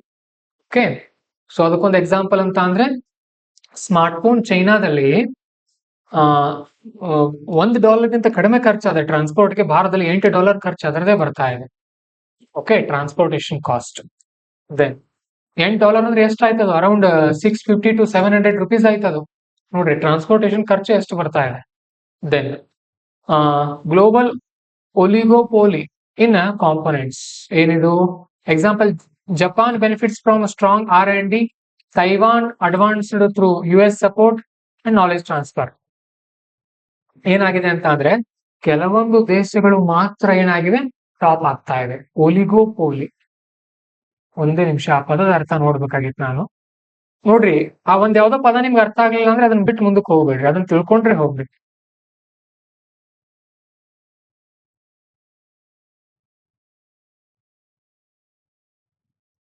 ಒಲಿಗೋಪೋಲಿ ಅಲ್ಪಸಂಖ್ಯಾ ಸಾಮ್ಯ ಬೇಡ, ಶಬ್ದಕೋಶದಲ್ಲಿ ಹೋಗಿ ಚೆಕ್ ಮಾಡೋಣ. ಪಾಪ ಕೊಡ್ತಾ ಇಲ್ಲ ಅದು. ಸೊ ಸಿಂಪಲ್ ನಲ್ಲಿ ಹೇಳುತ್ತೆ ನೋಡ್ರಿ, ಇಲ್ಲಿ ಕೊಟ್ಟಿದ್ದಾರೆ ನೋಡ್ರಿ. ನಿಮ್ಗೆ ಅಕಸ್ಮಾತ್ ಸಿಗ್ತಾ ಇಲ್ಲ, ಏನ್ ಮಾಡ್ರಿ ಅದನ್ನ ಒಲಿಗೋಪೋಲಿ ಆಲಿಗೋಪೋಲಿ ಆಗ್ಬೇಕದು. ಇದನ್ನ ಕಾಪಿ ಮಾಡ್ಕೊಳ್ರಿ. So go to chat GPT ಅಥವಾ ಮತ್ತೆ ಅದು ಡೀಪ್ ಸಿಕ್ ಹೋಗ್ಬೋದು.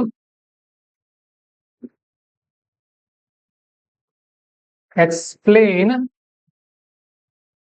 ಇನ್ ಕನ್ನಡ ಇನ್ ಸಿಂಪಲ್ ಟರ್ಮ್ಸ್ ಹೀಗೆ ಕೊಡ್ರಿ. ಹೇಗೆ ನೀವು ಸೆಲ್ಫ್ ಸ್ಟಡಿ ಹೇಗೆ ಮಾಡೋದು ಹೀಗೆ ಹೇಳ್ತೀನಿ ನೋಡ್ರಿ. ಇಷ್ಟು ಕೊಡ್ರಿ ನೋಡೋಣ, ಹೇಳುತ್ತದು. ಒಲಿಗೋಪೋಲಿ ಅಂದ್ರೇನು? ಒಲಿಗೋಪೋಲಿ ಅಂದರೆ ಕೆಲವೇ ಕಂಪನಿಗಳು ಅಥವಾ ಸಂಸ್ಥೆಗಳು ಒಂದು ಉತ್ಪನ್ನ ಅಥವಾ ಸೇವೆಯ ಮಾರುಕಟ್ಟೆಯ ಮೇಲೆ ಅಧಿಕೃತ ನಿಯಂತ್ರಣ ಹೊಂದಿರುವ ಸ್ಥಿತಿ. ಅರ್ಥ ಆಯ್ತು? ಸೊ ಹೀಗೆ ಸ್ಟಡಿ ಮಾಡ್ರಿ, ಅಂದಾಗ ನೀವು ಆಫೀಸರ್ಸ್ ಆಗ್ತೀರಿ. ಯಾಕಂದ್ರೆ ನೀವು ಮುಂದೆ ಆಫೀಸರ್ ಆದ್ರಿ, ಹೋಗಿ DC ಆಫೀಸಲ್ಲಿ ಕುಳಿತಿದ್ದೀರಿ, ಜನ ಬಂದ್ ಸಮಸ್ಯೆ ಕೇಳಿದ್ರು. If people came and ask some problem, ಆಗ ನನಗ್ ಕಾಲ್ ಮಾಡ್ತೀರಿ ನೀವು. Will call to me or your senior officer. ನಿಮ್ ಸೀನಿಯರ್ ಆಫೀಸರ್ ಕಾಲ್ ಮಾಡ್ತೀರಿ. ತುಂಬಾ ಸೀರಿಯಸ್ ಇದ್ದಾಗ ಮಾತ್ರ ಕಾಂಟ್ಯಾಕ್ಟ್ ಮಾಡ್ಬೇಕಂತ. ಅವಾಗ ಅದನ್ನ ಬಿಟ್ಟು ಸಣ್ಣ ಸಣ್ಣದಕ್ಕೆಲ್ಲ ಕೇಳಿದ್ರಿ ನೀನ್ ಹೆಂಗ್ ಪಾಸ್ ಆಗಿ ಬಂದಿದ್ದೀವಿ ಅಂತ ಕೇಳ್ತಾರ. ಪ್ರಮೋಷನ್ ಸಿಗಲ್ಲ ನಿಮಗೆ. ಪ್ರಮೋಷನ್ ಸಿಗ್ಬೇಕಂದ್ರೆ ನೀವು ಸೆಲ್ಫ್ ಸ್ಟಡಿ ಮಾಡ್ಕೊಂಡು ಬರೆಯೋ ಕೆಪಾಸಿಟಿ ಇರ್ಬೇಕು ನಿಮ್ಗೆ. ದೆನ್ ಸೊ ಏನಾಗಿದೆ ಅಂತ ಅಂದ್ರೆ, ದ ಜಪಾನ್ ನಲ್ಲಿ R&D ಸ್ಟ್ರಾಂಗ್ ಇದೆ. They are very strong in research and development. And Taiwan is advanced through US support. Taiwan ತೈವಾನ್ಗೆ US ಸಪೋರ್ಟ್ ಮಾಡುತ್ತೆ. ಸೊ ಅದಕ್ಕೋಸ್ಕರ ಅವರು ತುಂಬಾ ಸ್ಟ್ರಾಂಗ್ ಆಗಿ ಬೆಳೀತಾ ಇದ್ದಾರೆ. ಇದರಲ್ಲಿ ಕೆಲವೇ ದೇಶಗಳ ಹದ್ದು ಬಸ್ನಲ್ಲಿ ಇದೆ ಇದು electronics industry. And under developed supporting industries. ನಮ್ಮ ದೇಶದಲ್ಲಿ ಸಪೋರ್ಟಿಂಗ್ ಇಂಡಸ್ಟ್ರಿಗಳು ಅಂಡರ್ ಡೆವಲಪ್ ಆಗಿದೆ. ಈಗ ಒಂದು ಎಲೆಕ್ಟ್ರಾನಿಕ್ ಕಾಂಪೋನೆಂಟ್ ರೆಡಿ ಆಗಬೇಕು ಅಂದ್ರೆ ಅದಕ್ಕೆ ಕೆಲವೊಂದು ಬೇಕು. ಉದಾಹರಣೆಗೆ ಕೆಮಿಕಲ್ಸ್ ಬೇಕು. ಕೆಮಿಕಲ್ಸ್ ಇಂಡಸ್ಟ್ರಿ, ಸೆಮಿ ಕಂಡಕ್ಟರ್ ಎಲ್ಲ ಸ್ಟ್ರಾಂಗ್ ಇಲ್ಲ ನಮ್ಮ ದೇಶದಲ್ಲಿ. ಅದು ಕೂಡ problem. Then access to critical minerals. Critical minerals ಗಳ ಸಂಖ್ಯೆ ಇವು ಕೂಡ ಕಡಿಮೆ ಇದೆ ನಮ್ಮಲ್ಲಿ. That is also major problem. So China dominates in gallium and germanium. Germanium ಮತ್ತು ಗ್ಯಾಲಿಯಂ ಅಲ್ಲಿ ಚೈನಾ ಟಾಪ್ ಅಲ್ಲಿ ಇದೆ. ನಮ್ಮ ದೇಶದಲ್ಲಿ ಕಡಿಮೆ ಇದೆ critical minerals. Critical minerals are very important minerals. ತುಂಬಾ ಮುಖ್ಯವಾಗಿರುವಂತಹ ಮಿನರಲ್ಸ್. ಅವುಗಳು ಕೆಲವೊಂದು ಎಲೆಕ್ಟ್ರಾನಿಕ್ ವಸ್ತುಗಳನ್ನ ತಯಾರು ಮಾಡೋಕ್ ಬೇಕಾಗತ್ತೆ. ಓಕೆ.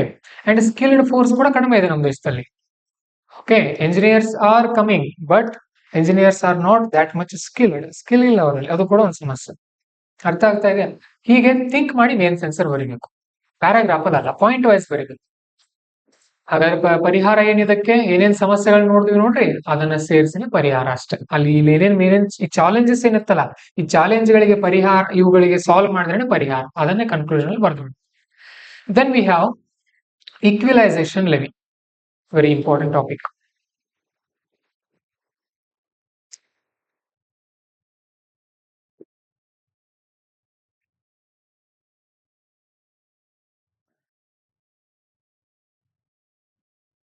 ಏನಾಗಿದೆ ಅಂತ ಅಂದ್ರೆ, ಗೌರ್ಮೆಂಟ್ ಕ್ಯಾನ್ಸಲ್ ಡೇಟ್, ಇದನ್ನ ಗೌರ್ಮೆಂಟ್ ಕ್ಯಾನ್ಸಲ್ ಮಾಡಿದೆ. ಇನ್ನು ಮುಂದೆ ಇದು ಅಪ್ಲೈ ಆಗಲ್ಲ.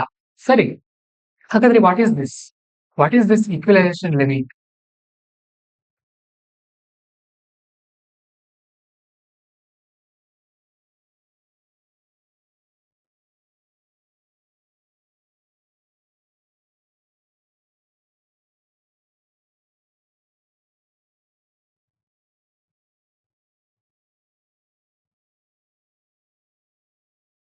ಅದನ್ನ ಆಮೇಲೆ ಕಲಿಯೋಣ. ಅದೇನು ಸ್ಕ್ಯಾನ್ ಮಾಡಿಲ್ಲ ಆ ಪೇಜಸ್. ಈಗ ಪೇಜ್ ನಂಬರ್ 40 ಬನ್ನಿ.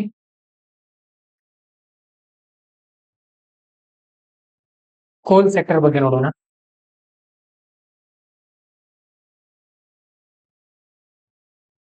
ಕೋಲ್ ಸೆಕ್ಟರ್ ಫಾರ್ ಇಂಡಿಯಾಸ್ ಡೆವಲಪ್ಮೆಂಟ್. ಭಾರತದಲ್ಲಿ ವಿದ್ಯುತ್ ಉತ್ಪಾದನೆಯಲ್ಲಿ ಕೋಲ್ ಸೆಕ್ಟರ್ ಎಷ್ಟು ವಿದ್ಯುತ್ ಕೊಡುತ್ತೆ ಹೇಳ್ರಿ?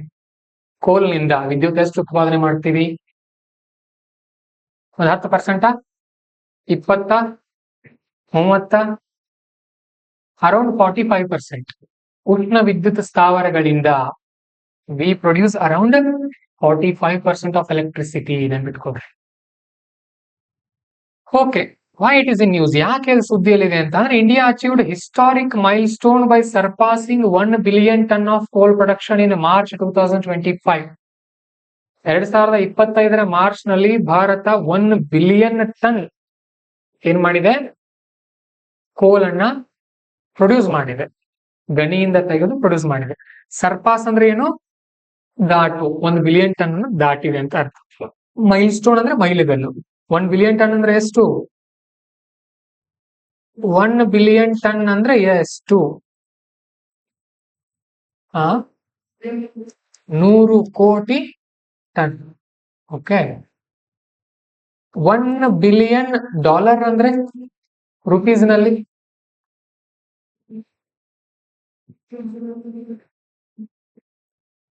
ರುಪೀಸ್ ಅಲ್ಲಿ ಹೇಳ್ರಿ ನೋಡೋಣ ನನಗೆ.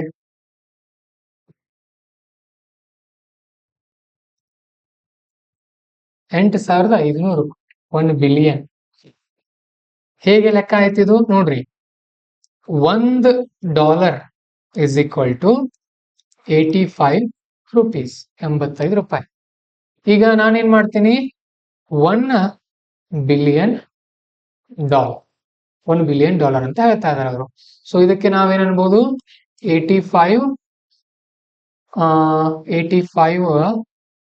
ಬಿಲಿಯನ್ ರುಪೀಸ್ ಆಗತ್ತೆ ಅಲ್ವಾ? 85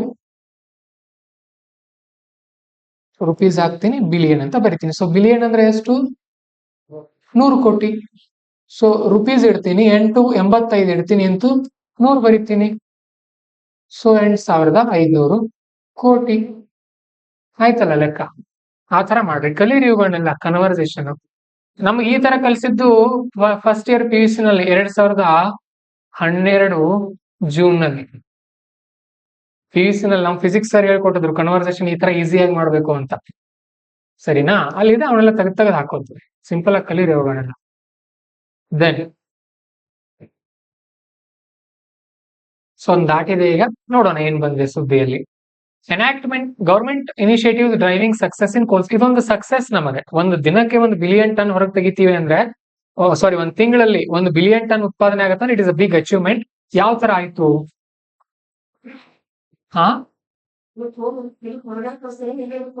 ಕೆಲವೊಂದ್ವರೆಗೂ ಹೋಗ್ತಿರ್ಬೋದು, ನೋಡೋಣ. Yes, India is top in the. Second ಇದೀವಿ ನಾವು ಎಕ್ಸ್ಪೋರ್ಟ್ ಮಾಡೋದ್ರಲ್ಲಿ. ಹೇಳ್ತೀನಿ ನಿಮಗೆ ಮುಂದೆ. Enactment of coal mines act 2015. ಕೆಲವೊಂದು ಎಕ್ಸ್ಪೋರ್ಟ್ ಕೂಡ ಮಾಡ್ತೀವಿ, ಸ್ವಲ್ಪ ಎಕ್ಸ್ಪೋರ್ಟ್ ಕೂಡ ಮಾಡ್ತಿರ್ಬೋದು. ಇಂಪೋರ್ಟ್ ನಲ್ಲಿ ಇದೀವಾ? ನೋಡೋಣ, ಚೆಕ್ ಮಾಡ್ತೀನಿ, ನೋಡೋಣ. ಓಕೆ, 2015ರಲ್ಲಿ government of India act brought new act, ಒಂದು ಆಕ್ಟ್ ನ ತಂದು they permitted auction of coal mines for commercial mining by private entities. ಅಲ್ಲಿವರೆಗೂ ಗವರ್ಮೆಂಟ್ ನವರು ಮಾತ್ರ ಏನ್ ಮಾಡ್ತಾ ಇದ್ರು? ಸಾರಿ, ನೋಡ್ರಿ ಏನ್ ಹೇಳ್ತಾ ಇದಾರೆ, ಸೂಕ್ಷ್ಮ ಓದ್ಕೊಳ್ರಿ. ಇನ್ 2015 ಆಕ್ಟ್ ಪರ್ಮಿಟೆಡ್ ಅಂದ್ರೆ ಪರ್ಮಿಷನ್ ಕೊಡು. ಆಕ್ಷನ್ ಅಂತ ಅಂದ್ರೆ ಹರಾಜು. ಆಫ್ ಕೋಲ್ ಮೈನ್ಸ್, ಯಾವುದು? ಕಲ್ಲಿದ್ದಲು ಗಣಿಗಳನ್ನ ಏನ್ ಮಾಡ್ಬೋದಾಯ್ತು? ಹರಾಜ್ ಹಾಕಬಹುದಾಯ್ತು. ಯಾವ್ದಕ್ಕೆ? Commercial mining by private entities ಅಂದ್ರೆ ಕಂಪನಿಗಳು. ಪ್ರೈವೇಟ್ ಕಂಪನಿಗಳು ಅವುಗಳನ್ನ ತಗೊಂಡು ಏನ್ ಮಾಡ್ಬೋದು? ಕಮರ್ಷಿಯಲ್ ಮೈನಿಂಗ್ ಮಾಡ್ಕೊಳ್ಬಹುದು. ಅಲ್ಲಿವರೆಗೂ ಪ್ರೈವೇಟ್ ಎಂಟಿಟೀಸ್ ಮಾಡ್ತಾ ಇದ್ವು, ಬಟ್ ಅದನ್ನ ತಗೊಂಡು ಗೌರ್ಮೆಂಟ್ಗೆ ಕೊಡ್ತಾ ಇತ್ತು. ನಾವು ಕಮರ್ಷಿಯಲ್ ಕೂಡ ಅದನ್ನ ಮಾಡಿದ್ರು ಅಂತ ಹೇಳ್ತಾ ಇದಾರೆ 2015ರಲ್ಲಿ. ದೆನ್ ಇನ್ 2020 first commercial coal mining actions var launched. ಯಾವಾಗ ಆರಂಭ ಆಯ್ತು ಕೋಲ್ ಮೈನಿಂಗು? 2020 ಕಮರ್ಷಿಯಲ್ ಆಗಿ 20ರಿಂದ ಆರಂಭ ಮಾಡ್ತು. ಓಕೆ, ಪ್ರೈವೇಟೈಸೇಷನ್ ಅಲೌ ಮಾಡಿದ್ರು ಇದಕ್ಕೆ ಇಲ್ಲಿ ಜಾಸ್ತಿ. ಅದಕ್ಕೊಂದು ಕಾರಣನೂ ಇದೆ, ಯಾಕೆ ಅಂತ ನೀವೇ ಆಮೇಲೆ ಸರ್ಚ್ ಮಾಡಿ, ನಾನು ಹೇಳಲ್ಲ ಅದನ್ನ. That is left to your thinking. Then but it is good thing. Private ಕೊಟ್ಟರೆ ಸ್ವಲ್ಪ ವೇಗವಾಗುತ್ತೆ. It will generate some income also. Then ಆಮೇಲೆ enactment of mines and minerals amendment act 2021. ಮತ್ತೆ 2021 ಹೊಸ ಆಕ್ಟ್ ಅನ್ನ ತಗೊಂಡು ಬಂದ್ರು. It enabled captive mines owners to sell up to 50% of the annual mineral production in the open market, ಮುಕ್ತ ಮಾರುಕಟ್ಟೆಯಲ್ಲಿ 50% ಅನ್ನ ಕೋಲ್ ಅನ್ನ ಸೇಲ್ ಮಾಡೋಕೆ ಪರ್ಮಿಷನ್ ಕೊಟ್ರು. ಯಾರಿಗೆ? ಪ್ರೈವೇಟ್ ನವರಿಗೆ. ಓಕೆ, ನೆನ್ಪಿಟ್ಕೊಡ್ರಿ, ಈಗ up to 50% they can sell to open market, ಯಾರು ಬೇಕಾದ್ರೂ ಮಾರಾಟ ಮಾಡಬಹುದು. Then logistics plan 2024 formulated by ministry of coal. Ministry of coal ಒಂದು ಮಿನಿಸ್ಟ್ರಿನೇ ಇದೆ ಅದ್ರ ಅಡಿಯಲ್ಲಿ, ಒಂದು ಸಚಿವಾಲಯನೇ ಇದೆ. ಥಿಂಕ್ ಮಾಡಿ ಎಷ್ಟು ದೊಡ್ಡದಿರಬಹುದು ಕೋಲ್ ಇಂಡಸ್ಟ್ರಿ. ಈಗ ಹೇಗೆ ರೈಲ್ವೆ ಸಚಿವಾಲಯ, ಎಜುಕೇಶನ್ ಮಿನಿಸ್ಟ್ರಿ ಇರುತ್ತಲ್ಲ, ಆ ತರ ಇದೆ ಅದು. ಅವರೊಂದು ಕೆಲವೊಂದು ಪ್ಲಾನ್ ಗಳನ್ನ ಮಾಡಿದ್ರು. ಅಂಡ್ ಟ್ರಾನ್ಸ್ಪರೆಂಟ್ ಆಕ್ಷನ್ ಮೆಕ್ಯಾನಿಸಮ್ ಅನ್ನ ತಗೊಂಡು ಬಂದ್ರು. ಆಕ್ಷನ್ ಅಂತ ಅಂದ್ರೆ ಹರಾಜ್ ಹಾಕೋದು, ಟ್ರಾನ್ಸ್ಪರೆಂಟ್ ಪಾರದರ್ಶಕವಾಗಿ ಹರಾಜ್ ಹಾಕುವಂತ ವ್ಯವಸ್ಥೆಯನ್ನ ತಗೊಂಡು ಬಂದ್ರು ಅಂತ ಹೇಳ್ತಾ ಇದ್ದಾರೆ. ದೆನ್ ಯಾವ್ದ್ರ ಅಡಿಯಲ್ಲಿ? National coal mine safety report portal and mine closure portal ಅಂತ, ಏನ್ ಇಂಪಾರ್ಟೆಂಟ್ ಅಲ್ಲ. Coal gasification scheme for clean energy 2024, 2024ರಲ್ಲಿ ಕೋಲ್ ಗ್ಯಾಸಿಫಿಕೇಶನ್ ಸ್ಕೀಮ್ ಅನ್ನ ತಗೊಂಡು ಬಂದ್ರು. ಏನಿದು ಕೋಲ್ ಗ್ಯಾಸಿಫಿಕೇಶನ್ ಅಂತ ಅಂದ್ರೆ, ಇಟ್ ಕನ್ವರ್ಟ್ಸ್ ಕೋಲ್ ಇಂಟು ಸಿನ್ ಗ್ಯಾಸ್. ಇದನ್ನ ಮಿಥೆನಾಲ್ ಆಗಿ, ಅಮೋನಿಯಂ ನೈಟ್ರೇಟ್ ಆಗಿ, ಆಮೇಲೆ ಸಿಂಥೆಟಿಕ್ ನ್ಯಾಚುರಲ್ ಗ್ಯಾಸ್ ಆಗಿ ಅಂಡ್ ಫರ್ಟಿಲೈಸರ್ ಆಗಿ ಇದನ್ನ ನಾವೇನ್ ಮಾಡಬಹುದು? ಕೋಲ್ ಅನ್ನ ಬಳಸ್ಕೊಳ್ಬಹುದು. ಆ ತರ ಹೇಳ್ತಾ ಇದಾರೆ. Okay,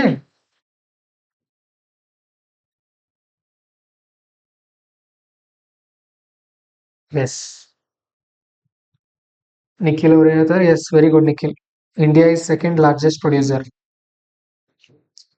and consumer. 3 years back coal shortage ಆಗಿತ್ತು. ಹೌದು.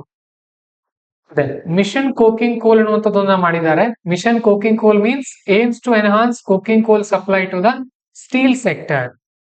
ಓಕೆ, ಹಾಗಾದ್ರೆ ಕೋಕಿಂಗ್ ಕೋಲ್ ಅಂದ್ರೆ ಏನು ಅನ್ನೋದು ಹೋಮ್ ವರ್ಕ್, ನಿಮಗೆ ಸ್ಟಡಿ ಮಾಡ್ರಿ ಅದನ್ನ. ಕೋಕಿಂಗ್ ಕೋಲ್ ಅಂದ್ರೆ ಏನು ಅಂತ ಡೀಪ್ ಆಗಿ ಅದ್ರ ಬಗ್ಗೆ ಸ್ಟಡಿ ಮಾಡ್ಕೊಂಡು ಇಟ್ಕೊಳ್ರಿ. ಹಾ, ಇವ್ರಿಗೆ ಹೋಮ್ ವರ್ಕ್ ಸ್ಟಡಿ ಮಾಡೋಕದು, ಹೋಮ್ ವರ್ಕ್ ನಲ್ಲಿ ಮಾಡ್ರಿ. ನೀವು ಇಲ್ಲೇ ಹೇಳ್ಬಿಟ್ರೆ ಅವ್ರು ಮಾಡಲ್ಲ, ಮನೆಗೆ ಹೋಗಿ ಮತ್ತೆ. ಸರಿ, ಇಲ್ಲಿ ಕೆಲವೊಂದು ಪಾಯಿಂಟ್ಸ್ ಇದೆ ನೋಡ್ರಿ. Despite renewable energy growth. Despite ಅಂದ್ರೆ ಆಗ್ಲೇ ಹೇಳಿದಲ್ವ ನಾನು, ಏನು ಡೆಸ್ಪೈಟ್ ಅಂದ್ರೆ? ಅದಾಗಿಯೂ ಕೂಡ, ಹಾಗಿದ್ರು ಕೂಡ ರಿನ್ಯೂಯಬಲ್ ಎನರ್ಜಿ ಗ್ರೋತ್ ಅಂದ್ರೆ ಭಾರತದಲ್ಲಿ ರಿನ್ಯೂಯಬಲ್ ಎನರ್ಜಿ ಗ್ರೋತ್ ಆಗ್ತಾ ಇದ್ರು ಕೂಡ ಕೋಲ್ based thermal power will remain essential for India. ಇನ್ನೂ ಕೂಡ ಅಗತ್ಯ ಇದೆ ನಮಗೆ. Okay, it's share is 55% by 2030. 2030ಕ್ಕೆ ಕೋಲ್ ಎನರ್ಜಿನೇ ನಮ್ಗೆ 55% ಕೊಡೋದಿದೆ ವಿದ್ಯುತ್ ಅನ್ನ.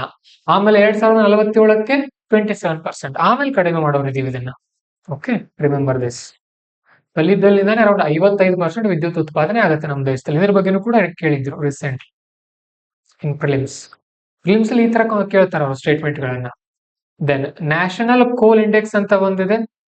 ಸಿಂಗಲ್ ವಿಂಡೋ ಕ್ಲಿಯರೆನ್ಸ್ ಇದೆ. ಸಿಂಗಲ್ ವಿಂಡೋ ಕ್ಲಿಯರೆನ್ಸ್ ಅಂದ್ರೆ ಬೇಗ ಪರ್ಮಿಷನ್ ಕೊಡೋದು, ಏಕ ಗವಾಕ್ಷಿ ಯೋಜನೆ ಅಂತಾರೆ. ಅಂದ್ರೆ ಆ ಆಫೀಸು ಈ ಆಫೀಸು ಈ ಆಫೀಸ್ ಅಂತ ಹೋಗೋ ಆಗಿಲ್ಲ, ಒಂದೇ ಕಡೆ permission, they will get permission at one time. And very important thing, 100% FDI allowed in ಕೋಲ್ ಮೈನ್ ರಿಲೇಟೆಡ್ ಆಕ್ಟಿವಿಟೀಸ್. ಕಲ್ಲಿದ್ದಲಿಗೆ ಸಂಬಂಧಪಟ್ಟಂತಹ ಗಣಿಗಾರಿಕೆಗಳಲ್ಲಿ FDI ಅಲೌ ಇದೆ 100%. ಇಟ್ ಮೀನ್ಸ್ ಈಗ ನಾಳೆ ಎಲಾನ್ ಮಸ್ಕ್ ಬಂದು ನಾನು ಒಂದು 100 ಕೋಟಿ ರೂಪಾಯಿ ಕಂಪನಿನ ಕಲ್ಲಿದ್ದಲಿನ ಆರಂಭ ಮಾಡ್ತೀನಿ ಅಂದ್ರೆ ಪರ್ಮಿಟ್ ಇದೆ. ಅವರೇ ಏನ್ ಮಾಡ್ಬೋದು, ಇಲ್ಲಿ ಏನ್ ಮಾಡ್ಬೋದು? ತಮ್ಮ ಕಂಪನಿನ ಸ್ಟಾರ್ಟ್ ಮಾಡ್ಬೋದು 100% ಅವ್ರ ದುಡ್ಡನ್ನೇ ಹಾಕಿ. ಎಲ್ಲಾ ಸೆಕ್ಟರ್ ಅಲ್ಲಿ ಈ ತರ ಇಲ್ಲ. ಒಂದು ಕಂಪನಿ ಇದೆ ಅಂದ್ರೆ ಇಂಡಿಯನ್ಸ್ ಕೂಡ ಅದರಲ್ಲಿ ಇರಬೇಕು. ಬಟ್ ಕಲ್ಲಿದ್ದಲಲ್ಲಿ ಈ ಪರ್ಮಿಷನ್ ಇಟ್ಟಿಲ್ಲ. ಕಂಪ್ಲೀಟ್ ಅವರೇ ಬಂದು ಇನ್ವೆಸ್ಟ್ ಮಾಡ್ರಿ ಅಂತ ಅವಕಾಶ ಕೊಡಲಾಗಿದೆ. ಇಸ್ ಇಟ್ ಗುಡ್ ಆರ್ ಬ್ಯಾಡ್? ಹೇಳ್ರಿ.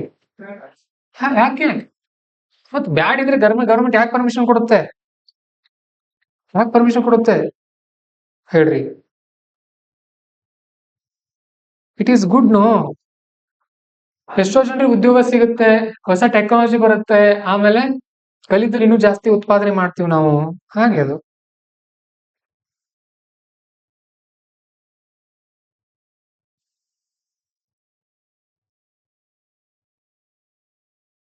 ಒಂದು 5 ನಿಮಿಷ ಬ್ರೇಕ್ ತಗೊಳ್ರಿ.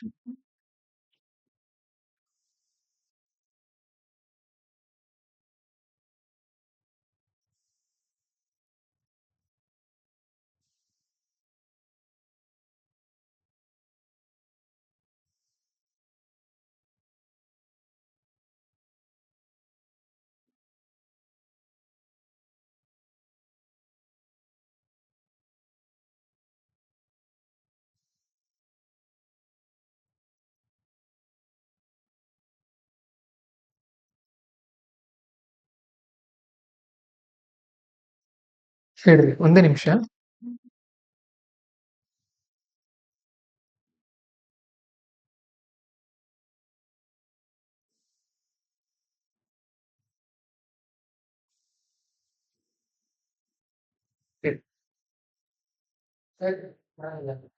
ಸರಿ.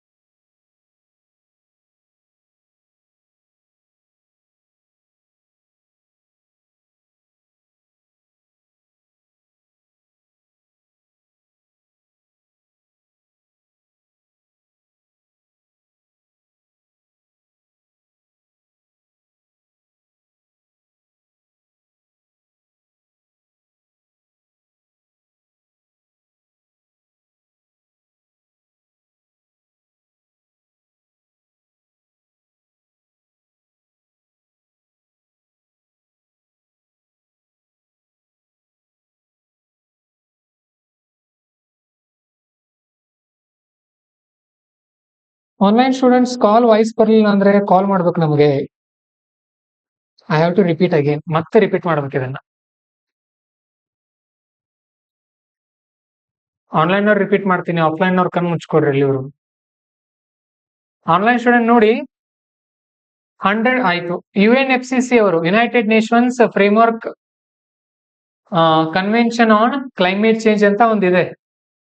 ಓಕೆ, ಸೊ ಇವ್ರು ಏನ್ ಹೇಳ್ತಾರೆ, ಈ ಕಲ್ಲಿದ್ದಲು ಉತ್ಪಾದನೆನ ಕಡಿಮೆ ಮಾಡ್ರಿ, ಕಲ್ಲಿದ್ದಲನ್ನ ಜಾಸ್ತಿ ಸುಡಬೇಡ್ರಿ ಅಂತ ಹೇಳ್ತಾರೆ.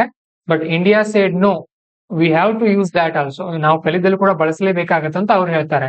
ಯಾಕಂತ ಅಂದ್ರೆ ಈ 1800ನೇ ಇಸ್ವಿಯಿಂದ 1900ನೇ ಇಸ್ವಿ ನಡುವೆ ಕೈಗಾರಿಕಾ ಕ್ರಾಂತಿ ಆಯ್ತು. ಅಮೆರಿಕ, ಬ್ರಿಟನ್ ಇವೆಲ್ಲವರು ಕೂಡ ಏನ್ ಮಾಡಿದ್ರು, ಫ್ಯಾಕ್ಟರಿಗಳನ್ನ ಕಟ್ಟಿ ಸಿಕ್ಕಾಪಟ್ಟೆ ಕಲ್ಲಿದ್ದಲನ್ನ ಉರಿಸಿ ಅವರು ಬೆಳೆದ್ರು. They become developed countries.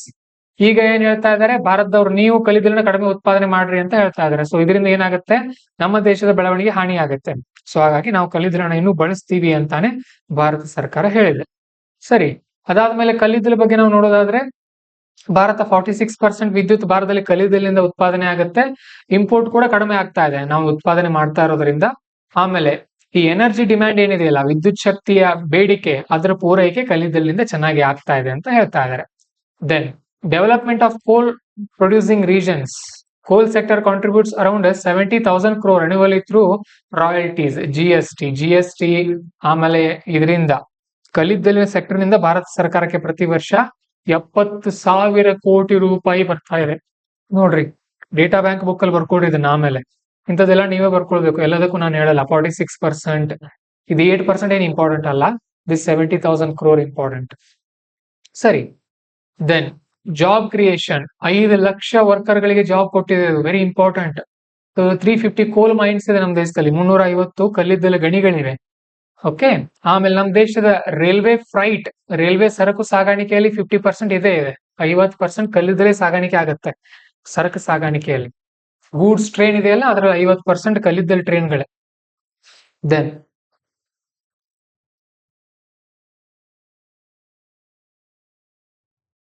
Capital expenditure ನಲ್ಲಿ ಕೂಡ ಇದೆ, ನಮಗೆ ಸಾಕಷ್ಟು ದುಡ್ಡು ಕೊಡುತ್ತೆ. ಕ್ಯಾಪಿಟಲ್ ಎಕ್ಸ್ಪೆಂಡಿಚರ್ ಅಂತ ಏನ್ ಮಾಡ್ತೀವಲ್ವಾ, ಎಕನಾಮಿಕಲ್ ಸ್ಟಡಿ ಮಾಡ್ತೀವಿ ನಾವು, ಅದನ್ನ 18,000 crore ಅಲ್ಲಿಂದ ಸಿಗುತ್ತೆ ನಮಗೆ.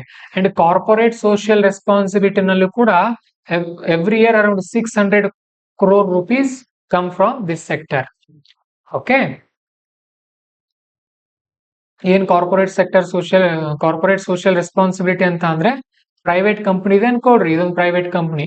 ಈ ಪ್ರೈವೇಟ್ ಕಂಪನಿಯವರು ಪ್ರತಿ ವರ್ಷ ಇಂತಿಷ್ಟು ಖರ್ಚು ಉತ್ಪಾದನೆ ಮಾಡ್ತಾ, 100 ಕೋಟಿ ರೂಪಾಯಿ ಅವ್ರದ್ದು ಟರ್ನ್ ಓವರ್ ಇದೆ ಅನ್ಕೊಳ್ರಿ, 100 crore rupees turn over and 10 crore is profit. ಈ 10 crore ನಲ್ಲಿ ಎಷ್ಟು, 1%, 2% ನಷ್ಟು ಎದಕ್ ಕೊಡ್ಬೇಕು, ಸೊಸೈಟಿಗೆ. ಎಷ್ಟಾಗುತ್ತೆ 10 crore ಗೆ 2% ಅಂದ್ರೆ 20 lakhs. ಓಕೆ, ಅಷ್ಟು ರೊಕ್ಕ ದುಡ್ಡನ್ನ ಏನ್ ಮಾಡ್ಬೇಕು, ಎಜುಕೇಶನ್, ಹೆಲ್ತ್, ಎನ್ವೈರನ್ಮೆಂಟ್ ಗೆ ಕಂಪನಿಗಳು ಕೊಡಬೇಕು. ಅದನ್ನ ಸುಮಾರು 600 ಕೋಟಿ ರೂಪಾಯಿ ಕೊಡುತ್ತಂತೆ ನೋಡ್ರಿ ಕಲ್ಲಿದ್ದಲ್ ಸೆಕ್ಟರ್ ಪ್ರತಿ ವರ್ಷ. 600 ಕೋಟಿ ರೂಪಾಯಿನಷ್ಟು ಬರುತ್ತೆ. ದೆನ್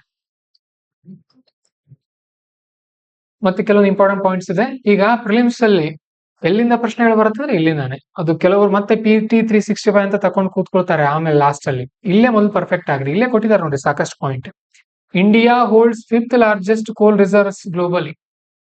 ಜಗತ್ತಿನಲ್ಲಿ ಭಾರತದ ಕಲ್ಲಿದ್ದಲು ಗಣಿ ಎಷ್ಟಿದೆ ಅಂದ್ರೆ 5ನೇ ನಂಬರ್ ನಲ್ಲಿ ಇದೀವಿ ನಾವು ಗಣಿಯಲ್ಲಿ ಬಂದ್ರೆ. And 2nd largest consumer of ಕೋಲ್, ಭಾರತ ಕನ್ಸ್ಯೂಮರ್ ಸೆಕೆಂಡ್ ಇದೀವಿ. ಏನ್ ಕೇಳ್ತಾರಲ್ಲಿ, India is first or top consumer of coal ಅಂತ ಕೇಳ್ತಾರೆ. No, we are second. ಹಾಗಾದ್ರೆ ಫಸ್ಟ್ ಯಾವ್ದು ಅಂತ ನೀವು ಚೆಕ್ ಮಾಡ್ಕೊಳ್ಬೇಕು. ಚೀನಾ ಇದೆಯಾ ಅಂತ ನೋಡ್ಕೊಡ್ರಿ, ಅದನ್ನ ಆಮೇಲೆ ಬರ್ಕೊಡ್ರಿ ಅಲ್ಲೇ. ಓಕೆ, ನಮ್ಮಲ್ಲಿ ಕೋಲ್ ಎಷ್ಟಿದೆ, ಅರೌಂಡ್ 360 ಬಿಲಿಯನ್ ಟನ್ಸ್ ಇದೆ. 360 ಬಿಲಿಯನ್ ಟನ್ಸ್. ಪ್ರತಿ ತಿಂಗಳು 1 ಬಿಲಿಯನ್ ಇವ್ರು ತೆಗಿತಾ ಹೋದ್ರೆ ವರ್ಷಕ್ಕೆ 10 ಬಿಲಿಯನ್ ಹೋಗುತ್ತೆ ಇದರಲ್ಲಿ. ಒಂದೇ ನಿಮಿಷ ಇರ್ರಿ, 360 ತಿಂಗಳು ಬರುತ್ತೆ ಇನ್ನು, ಹೌದಲ್ವಾ? 360 ಬಿಲಿಯನ್ ಟನ್ಸ್ ಇದೆ ಕಲ್ಲಿದ್ದಲು ಭಾರತದಲ್ಲಿ. ಮಾರ್ಚ್ ತಿಂಗಳಲ್ಲಿ 1 ಬಿಲಿಯನ್ ತೆಗೆದಿದ್ದಾರೆ ಅದರಲ್ಲಿ. ಮತ್ತೆ 1 ತಿಂಗಳಿಗೆ 1 ಬಿಲಿಯನ್ ತೆಗಿತಾ ಹೋದ್ರೆ ನಾವು 360 ತಿಂಗಳಷ್ಟೇ ಬರೋದು. ವರ್ಷಕ್ಕೆ 12 ತಿಂಗಳು. 12 ಒಂದ್ಲೆ 12 ಎಷ್ಟಲೇ ಅಂದ್ರೆ 30 ವರ್ಷಕ್ಕೆ ಕಲಿತು ಮುಗಿದು ಬಿಡುತ್ತಾ?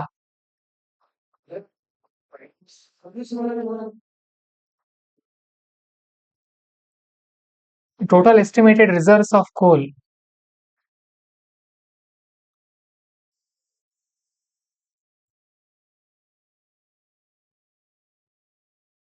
ನೋಡೋಣ ಇರ್ರಿ ಎಷ್ಟು ದಿನ, 30 ವರ್ಷ ಏನ್ ಆದ್ರೆ ಇಲ್ಲ, ಆಗಲ್ಲ, ಅಷ್ಟು ಬೇಗ ಆಗತ್ತೆ. 30 ವರ್ಷದಲ್ಲಿ ಕಲಿದ್ದಲ್ ಆಗತ್ತಂತ ಅಂದ್ರೆ ಆಗಲ್ಲ, ಬಹಳ ದಿನ ಇರುತ್ತದು. ಹಾ, ಮತ್ತೆ ಬೇರೆ ಬೇರೆ ಕಡೆನೂ ಇರುತ್ತೆ. ದೆನ್ ಅಥವಾ ಅಷ್ಟೊತ್ತಿಗೆ ನಾವು ಏನಾಗಿರ್ತೀವಿ, ರಿನ್ಯೂವೇಬಲ್ ಎನರ್ಜಿ ಟಾಪ್ ಆಗಿರ್ತೀವಿ. 30 ವರ್ಷದಲ್ಲಿ ಇನ್ನೂ ಏನೇನ್ ಟೆಕ್ನಾಲಜಿ ಬರುತ್ತೆ ಅಲ್ವಾ? ಬಹಳಷ್ಟು ಟೆಕ್ನಾಲಜಿ ಬರುತ್ತೆ ಇನ್ನೂ ಕೂಡ. ಹಾ 30 ವರ್ಷದಲ್ಲಿ ಕಲಿದ್ರೆ ಮುಗಿಯುತ್ತೆ, ಬಟ್ ಅಷ್ಟೊತ್ತಿಗೆ ಬಹಳಷ್ಟು ಟೆಕ್ನಾಲಜಿ ಬಂದಿರುತ್ತೆ. ದೆನ್ ನಮ್ಮಲ್ಲಿ ನೋಡ್ರಿ, ಒಡಿಶಾ, ಜಾರ್ಖಂಡ್, ಛತ್ತೀಸ್ಗಢ ಇಲ್ಲಿವೆ ನೋಡ್ರಿ ಇವು. ಇಲ್ಲಿ ನಮಗೆ ಕಲ್ಲಿದ್ದಲು ಕಂಡು ಬರುತ್ತೆ. ಯಾವ ಪ್ಲಾಟ್ಯೂ ಇದೆ ಇಲ್ಲಿ? ಛೋಟಾ ನಾಗ್ಪುರ್ ಪ್ಲಾಟ್ಯೂ ಅಂತ ಇದೆ. ಅವೆಲ್ಲ ರಿವಿಷನ್ ಮಾಡ್ತಾ ಇರಬೇಕು. ಇಲ್ಲೇ ಒಂದು 70% ಕಲ್ಲಿದ್ದಲು ಇಲ್ಲಿಂದಾನೇ ಬರುತ್ತೆ ನೋಡ್ರಿ. 70% coal come from this region. ಇಲ್ಲೇ. Then coal mines act 1973. Coal mines ಅನ್ನ 1973 ಆಕ್ಟ್ ಅಡಿಯಲ್ಲಿ ಆಪ್ಷನ್ ಮಾಡ್ತಾರೆ. Okay. 2014 permitted private sector participation. 2014ರಿಂದ ಪ್ರೈವೇಟ್ ಸೆಕ್ಟರ್ ಕೂಡ ಅವಕಾಶ ಕೊಟ್ಟರು ಕಲ್ಲಿದ್ದಲು ಗಣಿಗಾರಿಕೆಗೆ. Okay. Then 2020 commercial coal mining private players allow ಮಾಡಿದ್ರು. ನೆನ್ಪಿಟ್ಕೊಡ್ರಿ ಇದನ್ನ. ಪ್ರೈವೇಟ್ಗೂ ಕೂಡ ಅವಕಾಶ ಇದೆ ಇದರಲ್ಲಿ. FDI 100% ಇದೆ, ನೆನ್ಪಿಟ್ಕೊಡ್ರಿ. FDI 100%. ಆಮೇಲೆ ಕೋಲ್ಸ್ ಫೌಂಡ್ ಇನ್ ಇಂಡಿಯಾ. ಭಾರತದಲ್ಲಿ ಕಂಡು ಬರುವಂತಹ ಕೋಲು ಆಂಥ್ರಸೈಟ್ ಸಿಗುತ್ತೆ, ಬಿಟುಮಿನಸ್ ಸಿಗುತ್ತೆ, ಸಬ್ ಬಿಟುಮಿನಸ್, ಆಮೇಲೆ ಲಿಗ್ನೈಟ್, ಇವೆಲ್ಲ ಸಿಗುತ್ತೆ. ಬಟ್ ನಮ್ಮಲ್ಲಿ ಜಾಸ್ತಿ ಸಿಗೋದು ಯಾವ್ದಿದು, ಯಾವ್ದು ಸಿಗುತ್ತೆ ರೀ? ಆಂಥ್ರಸೈಟ್ ಸಿಗಲ್ಲ. Anthracite is very high quality. ಭಾರತದಲ್ಲಿ ಲೋ ಕ್ವಾಲಿಟಿ ಸಿಗುತ್ತೆ, ಅಥವಾ ಮೀಡಿಯಂ ಕ್ವಾಲಿಟಿನೂ ಸಿಗುತ್ತೆ. ಅದೇ ಹೇಳಿದೀವಿ ನೋಡ್ರಿ, ಇದು ಮ್ಯಾಪಿಂಗ್ ನಲ್ಲಿ ಕವರ್ ಆಗಿದೆ ಅದು. It is covered in mapping. Okay. ಭಾರತದಲ್ಲಿ ಲೋ ಗ್ರೇಡ್ ಇದೆ ಜಾಸ್ತಿ, ಹೈ ಕ್ವಾಲಿಟಿ ಇಲ್ಲ ನಮ್ಮಲ್ಲಿ. ಹಾ ಏನಂತ ಅಂದ್ರೆ ಅದ್ರದ್ದು ಆಶ್, ಬೂದಿನೇ ಜಾಸ್ತಿ ನಮ್ಗೆ ಸಿಗುವಂತದ್ದು ಭಾರತದಲ್ಲಿ ಸಿಗೋದ್ರಲ್ಲಿ. Then what are the challenges? ಇಲ್ಲಿ ಏನೇನ್ ಚಾಲೆಂಜಸ್ ಇದೆ ಅಂತ ನೋಡಿದಾಗ, ಮೈನಿಂಗ್ ನಲ್ಲಿ ಬಂದ್ರೆ ಟೆಕ್ನಾಲಜಿಯಲ್ಲಿ ನಾವು ಇನ್ನೂ ಹಿಂದಿದೀವಿ. ಓಕೆ. ಅಂಡ್ ರೈನ್ಫಾಲ್ ಜಾಸ್ತಿ ಆಗ್ತಾ ಇರೋದ್ರಿಂದ ಗಣಿಗಾರಿಕೆ ಮಾಡೋಕ್ಕಾಗಲ್ಲ. ಅಂಡ್ ನಾನ್ ಪೇಮೆಂಟ್ ಆಫ್ ಕಮೆನ್ಸುರೇಟ್ ಕೋಲ್ value and huge outstanding dues. Bharat ಸರ್ಕಾರ ಇನ್ನೂ ಬಹಳಷ್ಟು ಗಣಿಗಾರಿಕೆ ಮಾಡೋರಿಗೆ ಡ್ಯೂಸ್ ಉಳಿಸ್ಕೊಂಡಿದೆ, ದುಡ್ಡು ಕೊಟ್ಟಿಲ್ಲ ಸರಿಯಾಗಿ. ಅಂಡ್ ಲೇಬರ್ ಇಶ್ಯೂಸ್, ಬಹಳಷ್ಟು ಲೇಬರ್ ಇಶ್ಯೂಸ್ ಆಗುತ್ತೆ. ಲ್ಯಾಂಡ್ ಅಕ್ವಿಸಿಷನ್ ಇಶ್ಯೂಸ್, ಕೆಲವೊಂದು ಹೊಸ ಭೂಮಿಯಲ್ಲಿ ಇದ್ರೆ ಜನ ಏನ್ ಮಾಡಲ್ಲ, ಕೊಡೋಕ್ ರೆಡಿ ಇರಲ್ಲ, ಆ ತರ.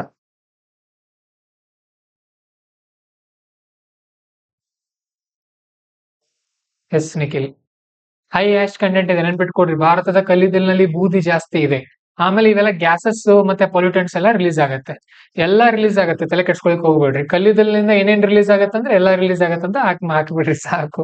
ಆದ್ರೂ ಒಂದ್ಸಾರಿ ನೋಡ್ಕೊಡ್ರಿ, ಏನದು SO2 ಅಂದ್ರೆ ಏನು, NOx ಅಂದ್ರೆ ಏನು, ಪಾರ್ಟಿಕ್ಯುಲೇಟ್ ಮ್ಯಾಟರ್ ಅಂದ್ರೆ ಏನು, ನೋಡ್ಕೊಡ್ರಿ ಅವುಗಳನ್ನೆಲ್ಲ.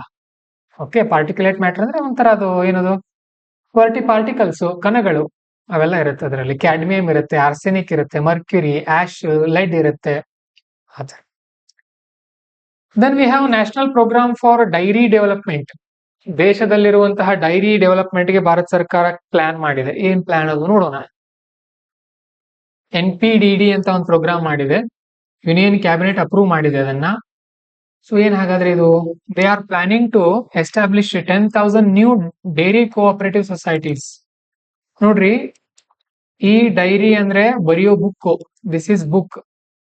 ಈ ಸಾರಿ, ಈ ಡೈರಿ ಅಂತ ಅಂದ್ರೆ ಮಿಲ್ಕ್ ಡೈರಿ, ನೆನ್ಪಿಟ್ಕೊಡ್ರಿ, ಸ್ಪೆಲ್ಲಿಂಗ್ ಗೊತ್ತಿರ್ಲಿ. ಇವು ಹಾಲಿನ ಡೈರಿಗಳನ್ನ ಸ್ಟಾರ್ಟ್ ಮಾಡೋಕೆ ಪ್ಲಾನ್ ಮಾಡಿದೆ ಭಾರತ ಸರ್ಕಾರ, ಅಷ್ಟೇ, ಮತ್ತೇನಿಲ್ಲ. 10,000 ಹಳ್ಳಿಗಳಲ್ಲಿ ಇರುತ್ತಲ್ಲ ಹಾಲಿನ ಡೈರಿಗಳು, ಸಹಕಾರಿ ಹಾಲಿನ ಒಕ್ಕೂಟ ಅಂತ ಹೇಳಿ, ಆ ತರ. ಓಕೆ. ದೆನ್ ಸ್ಟ್ರೆಂಥನಿಂಗ್ ಪ್ರೊಕ್ಯೂರ್ಮೆಂಟ್ ಇನ್ ನಾರ್ತ್ ಈಸ್ಟ್ ರೀಜನ್. ಭಾರತ ಈಶಾನ್ಯ ಭಾಗದಲ್ಲಿ ಕೂಡ ಡೈರಿಗಳನ್ನ ಜಾಸ್ತಿ ಮಾಡೋಕ್ ಪ್ಲಾನ್ ಮಾಡ್ತಾ ಇದಾರೆ. ಎರಡು ಮಿಲ್ಕ್ ಪ್ರೊಡ್ಯೂಸರ್ ಕಂಪ್ನಿಗಳನ್ನ ಸ್ಟಾರ್ಟ್ ಮಾಡೋ ಯೋಜನೆಯಲ್ಲಿ ಇದ್ದಾರೆ. And 3.2 lakh direct and indirect enrollment opportunities, 70% of dairy work force ಮಹಿಳೆಯರೇ ಇದಾರೆ ಜಾಸ್ತಿ ಇದರಲ್ಲಿ ನೀವು ನೆನ್ಪಿಟ್ಕೊಳ್ಬೇಕಾಗಿರೋದು ಇಷ್ಟೇ, ಜಾಸ್ತಿ ಏನಿಲ್ಲ. Remember this point. And this 70% work force are women. ಮಹಿಳೆಯರೇ ಜಾಸ್ತಿ ಇದಾರೆ ಡೈರಿ ಫಾರ್ಮಿಂಗ್ ನಲ್ಲಿ ಕೂಡ, ಹೆಣ್ಮಕ್ಳು ಜಾಸ್ತಿ ವರ್ಕ್ ಮಾಡ್ತಾರೆ ಅಲ್ಲಿ. ಸೊ ಭಾರತದ ಡೈರಿ ಸೆಕ್ಟರ್ ಅಂತ ಬಂದ್ರೆ India is first in milk production. ಹಾಲು ಉತ್ಪಾದನೆಯಲ್ಲಿ ಭಾರತ ನಂಬರ್ 1 ಇದೆ ಜಗತ್ನಲ್ಲಿ.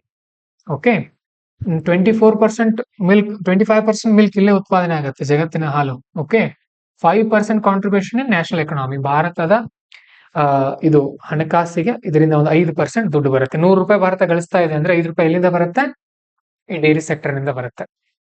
ಓಕೆ, ಇಟ್ ಈಸ್ ಇದು ಏನಿದ್ರು ಭಾರತ ಸರ್ಕಾರದವರು NPDD ಮಾಡ್ತಾ ಇದಾರಲ್ಲ, it is a central sector scheme. Central sector means ಏನು? 100% ಫಂಡಿಂಗ್ ಬೈ ಸೆಂಟ್ರಲ್ ಗೌರ್ಮೆಂಟ್. ಇನ್ನೊಂದು ಬರುತ್ತೆ ಯಾವ್ದದು? Sponsored scheme. ಸ್ಪಾನ್ಸರ್ ಅಂದ್ರೆ ಸೆಂಟ್ರಲ್ ಗೌರ್ಮೆಂಟ್ ಸ್ವಲ್ಪ ದುಡ್ಡು ಹಾಕುತ್ತೆ, ರಾಜ್ಯ ಸರ್ಕಾರ ಸ್ವಲ್ಪ ದುಡ್ಡು ಹಾಕುತ್ತೆ.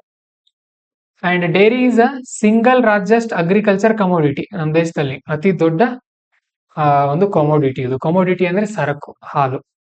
ಅದು ನೋಡ್ರಿ, 8 crore farmers directly employed here, majorly women. 8 ಕೋಟಿ ಇವರು ಯಾರು? ಫಾರ್ಮರ್ಸ್ ಇದಾರೆ ಇದರಲ್ಲಿ ಕೆಲಸ ಮಾಡೋರು.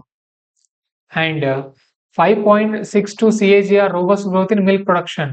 5.6 ಗ್ರೋತ್ ಆಗಿದೆ 10 ವರ್ಷದಲ್ಲಿ. ಅಂಡ್ ಮಿಲ್ಕ್ ಅವೈಲೇಬಿಲಿಟಿ ಏನ್ ಇಂಪಾರ್ಟೆಂಟ್ ಅಲ್ಲ. ಮೇಜರ್ ಡೈರಿ ಪ್ರೊಡಕ್ಷನ್ ಸ್ಟೇಟ್ಸ್, ಎಲ್ಲೆಲ್ಲಿ ಉತ್ಪಾದನೆ ಆಗುತ್ತೆ ಹಾಲು ಅಂತ ಅಂದ್ರೆ ಉತ್ತರ ಪ್ರದೇಶ್, ಮಹಾರಾಷ್ಟ್ರ, ಹಿಮಾಚಲ್ ಪ್ರದೇಶ್, ಮಧ್ಯಪ್ರದೇಶ್, ಪಂಜಾಬ್, ರಾಜಸ್ಥಾನ್, ತಮಿಳುನಾಡು. ನಮ್ ಕರ್ನಾಟಕ ಇವರು ಕೊಟ್ಟಿಲ್ಲ, but we are also top in that. ನಾವು ಕೂಡ ಇದೀವಿ ಟಾಪ್ ಅಲ್ಲಿ. Nandini milk.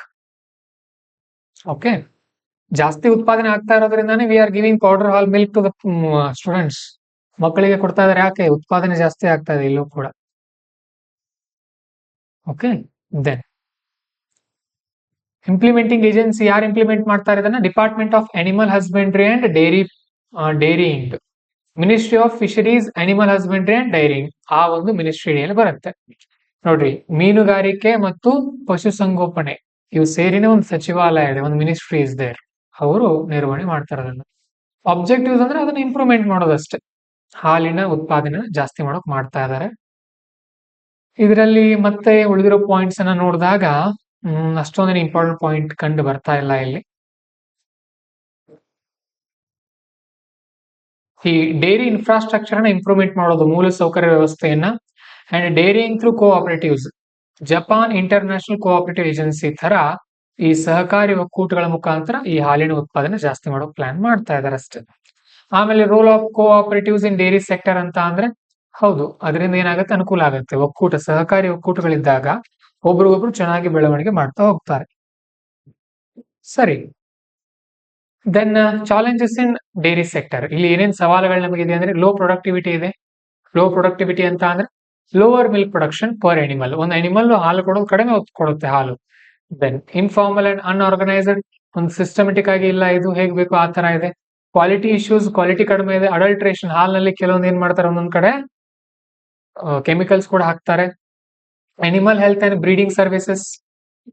Okay, animal health, ಆರೋಗ್ಯ, ಕೆಲವೊಂದು ಪಶುಗಳ ಆರೋಗ್ಯ ಚೆನ್ನಾಗಿರೋದಿಲ್ಲ. ಅಡ್ಮಿನಿಸ್ಟ್ರೇಷನ್, ಸರಿಯಾಗಿ ಆಡಳಿತ ವ್ಯವಸ್ಥೆ ಇಲ್ಲ. ಲಿಮಿಟೆಡ್ ಪ್ರೊಸೆಸಿಂಗ್ ಅಂಡ್ ಸ್ಟೋರೇಜ್ ಇಲ್ಲ. ಸ್ಟೋರೇಜ್ ನಮ್ಮಲ್ಲಿ ಪವರ್ ಇಲ್ಲ, ಕಡಿಮೆ ಇದೆ, ಲೆಸ್ ಸ್ಟೋರೇಜ್ ಪವರ್. ಭಾರತ ಸರ್ಕಾರದವ್ರು ಹಾಗಾದ್ರೆ ಯಾವ ಸ್ಕೀಮ್ ಅನ್ನ ತಂದಿದ್ರು ಇದಕ್ಕೋಸ್ಕರ ಅಂತ ನೋಡಿದಾಗ, ರಾಷ್ಟ್ರೀಯ ಗೋಕುಲ ಮಿಷನ್ ಅಂತ ಒಂದು ಮಾಡಿದ್ರು.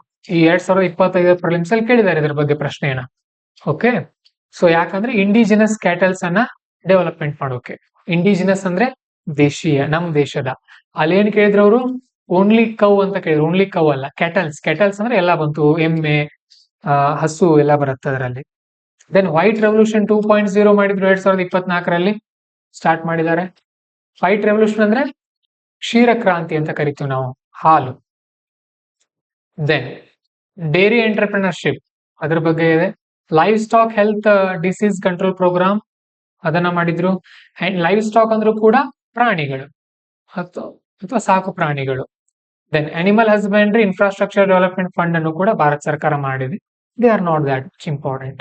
ಸರಿ, ಹಾಗಾದ್ರೆ what should be done? Infrastructure development, ಮೂಲ ಸೌಕರ್ಯ ಮೊದಲು ನಾವು ಚೆನ್ನಾಗಿ ಮಾಡಬೇಕು. Processing, storage, those are important. Cold chain, ಅಲ್ಲಿ ಶೀತ ಸಂಗ್ರಹಗಳನ್ನ ಮಾಡಬೇಕು. ಆಮೇಲೆ ಟೆಕ್ನಾಲಜಿ ಇಂಪ್ರೂವ್ಮೆಂಟ್, ಅಡಾಪ್ಟೇಷನ್ ಗಳನ್ನ ಮಾಡ್ಕೊಳ್ಬೇಕು. Then promotion of cooperative societies, then processing and marketing ಕೂಡ ಚೆನ್ನಾಗಿ ಆಗ್ಬೇಕು ಅಂತ ಹೇಳ್ತಾ ಇದಾರೆ. ಮಾರ್ಕೆಟಿಂಗ್ ಇವ್ರು ತುಂಬಾ ಚೆನ್ನಾಗಿದೆ, ಯಾರ್ದು ಹೇಳ್ರಿ? ಅಮೂಲ್ ಅವ್ರ ಮಾರ್ಕೆಟಿಂಗ್ ತುಂಬಾ ಚೆನ್ನಾಗಿದೆ. ಪ್ರಜಾವಾಣಿಯಲ್ಲಿ ಕೂಡ ಅಡ್ವರ್ಟೈಸ್ಮೆಂಟ್ ಬರುತ್ತೆ ಅವ್ರದ್ದು, ಏನಾಗತ್ತಲ್ಲ ಒಂದು ಕಾಮಿಕ್ ಬಂದಿರುತ್ತೆ ಅದ್ರದ್ದು. They are very good in advertising. Okay, but Amul milk is little bit costlier than Nandini ಹಾಲಿಗಿಂತ ಕಾಸ್ಟ್ಲಿ ಇದೆ ಅಮೂಲ್ ಮಿಲ್ಕ್. ಸೊ ನಂದಿನಿನೇ ಸೇವಿಸಿ, ಆರೋಗ್ಯವಾಗಿರಿ. ಓಕೆ, ಬೇಡ ಗುಜರಾತ್ದವ್ರದ್ದು ಬೇಡ, ನಾವೇ ನಮ್ಮ ಹಾಲನ್ನ ಕುಡಿಯೋಣ. ಅವ್ರದೇಕೆ ಗುಜರಾತ್ದವ್ರದ್ದು? They are very business minded people. ಆಮೇಲೆ ನೋಡ್ರಿ, ರಿವೈಸ್ಡ್ ರಾಷ್ಟ್ರೀಯ ಗೋಕುಲ್ ಮಿಷನ್ ಅಲ್ಲಿ ಮತ್ತೆ ರಿವಿಷನ್ ಮಾಡಿದ್ದಾರೆ, ಸ್ವಲ್ಪ ತಿದ್ದುಪಡಿ ಮಾಡಿ 1,000 ಕೋಟಿ ಎಕ್ಸ್ಟ್ರಾ ಕೊಡ್ತಾ ಇದಾರಂತೆ, ಅಷ್ಟೇ, ಮತ್ತೇನಿಲ್ಲ. ನೋಡ್ರಿ, ಈಗ ರಾಷ್ಟ್ರೀಯ ಗೋಕುಲ್ ಮಿಷನ್ ಅಂತ ಏನೇನೋ ಒಂದ್ ಸ್ಟೋರಿನೇ ಬಂದಿರತ್ತೆ, ಬಟ್ UPSC ಅಷ್ಟೆಲ್ಲ ಡೀಪ್ ಆಗಿ ಹೋಗಲ್ಲ, ಮೇಲಿಂದ ಕೇಳ್ತಾರ ಅವ್ರು ಏನಿದೆ ಸುದ್ದಿ ಅಂತ ಹೇಳಿ. ಯಾಕಂದ್ರೆ DC ಗೆ ಎಷ್ಟು ದುಡ್ಡು ಕೊಡ್ತಾರೆ ಅಂತ ಕೇಳಲ್ಲ ಎಕ್ಸಾಮ್ ನಲ್ಲಿ, ಅದು ನೆನ್ಪಿಟ್ಕೊಳ್ಳೋ ಅಗತ್ಯನೂ ಇಲ್ಲ. ಅದು ಯಾಕೆ ಆ ಸ್ಕೀಮ್ ಇದೆ ಅನ್ನೋದು ಗೊತ್ತಿದ್ರೆ ಸಾಕು. ಮತ್ತೆ ಯಂಗ್ ಕೌಸ್ ರೇರಿಂಗ್ ಸೆಂಟರ್ ಗಳನ್ನ ಮಾಡ್ತಾ ಇದ್ದಾರೆ. ರೇರಿಂಗ್ ಅಂತಂದ್ರೆ ಅವಳು ರಕ್ಷಣೆ ಮಾಡೋದು ಅಥವಾ ಅವುಗಳನ್ನ ಸಾಕಾಣಿಕೆ ಮಾಡೋದು, ಅಷ್ಟೇ, ಮತ್ತೇನಿಲ್ಲ ಇಂಪಾರ್ಟೆಂಟ್ ಪಾಯಿಂಟ್ ಅಲ್ಲಿ. ನೆಕ್ಸ್ಟ್ ಇಲ್ಲಿ ಬಂದಿದ್ವಿ ನಾವು, ಅದೊಂದು ಪಾಯಿಂಟ್ ಉಳಿದಿದೆ ಇರ್ರಿ. ಮಾರ್ಚ್ 2 ಅಂತ ಒಂದು ಚೆಕ್ ಮಾಡಬೇಕು. 3 ಮಾರ್ಚ್ 3 ಇಲ್ಲಿಲ್ಲ. March 3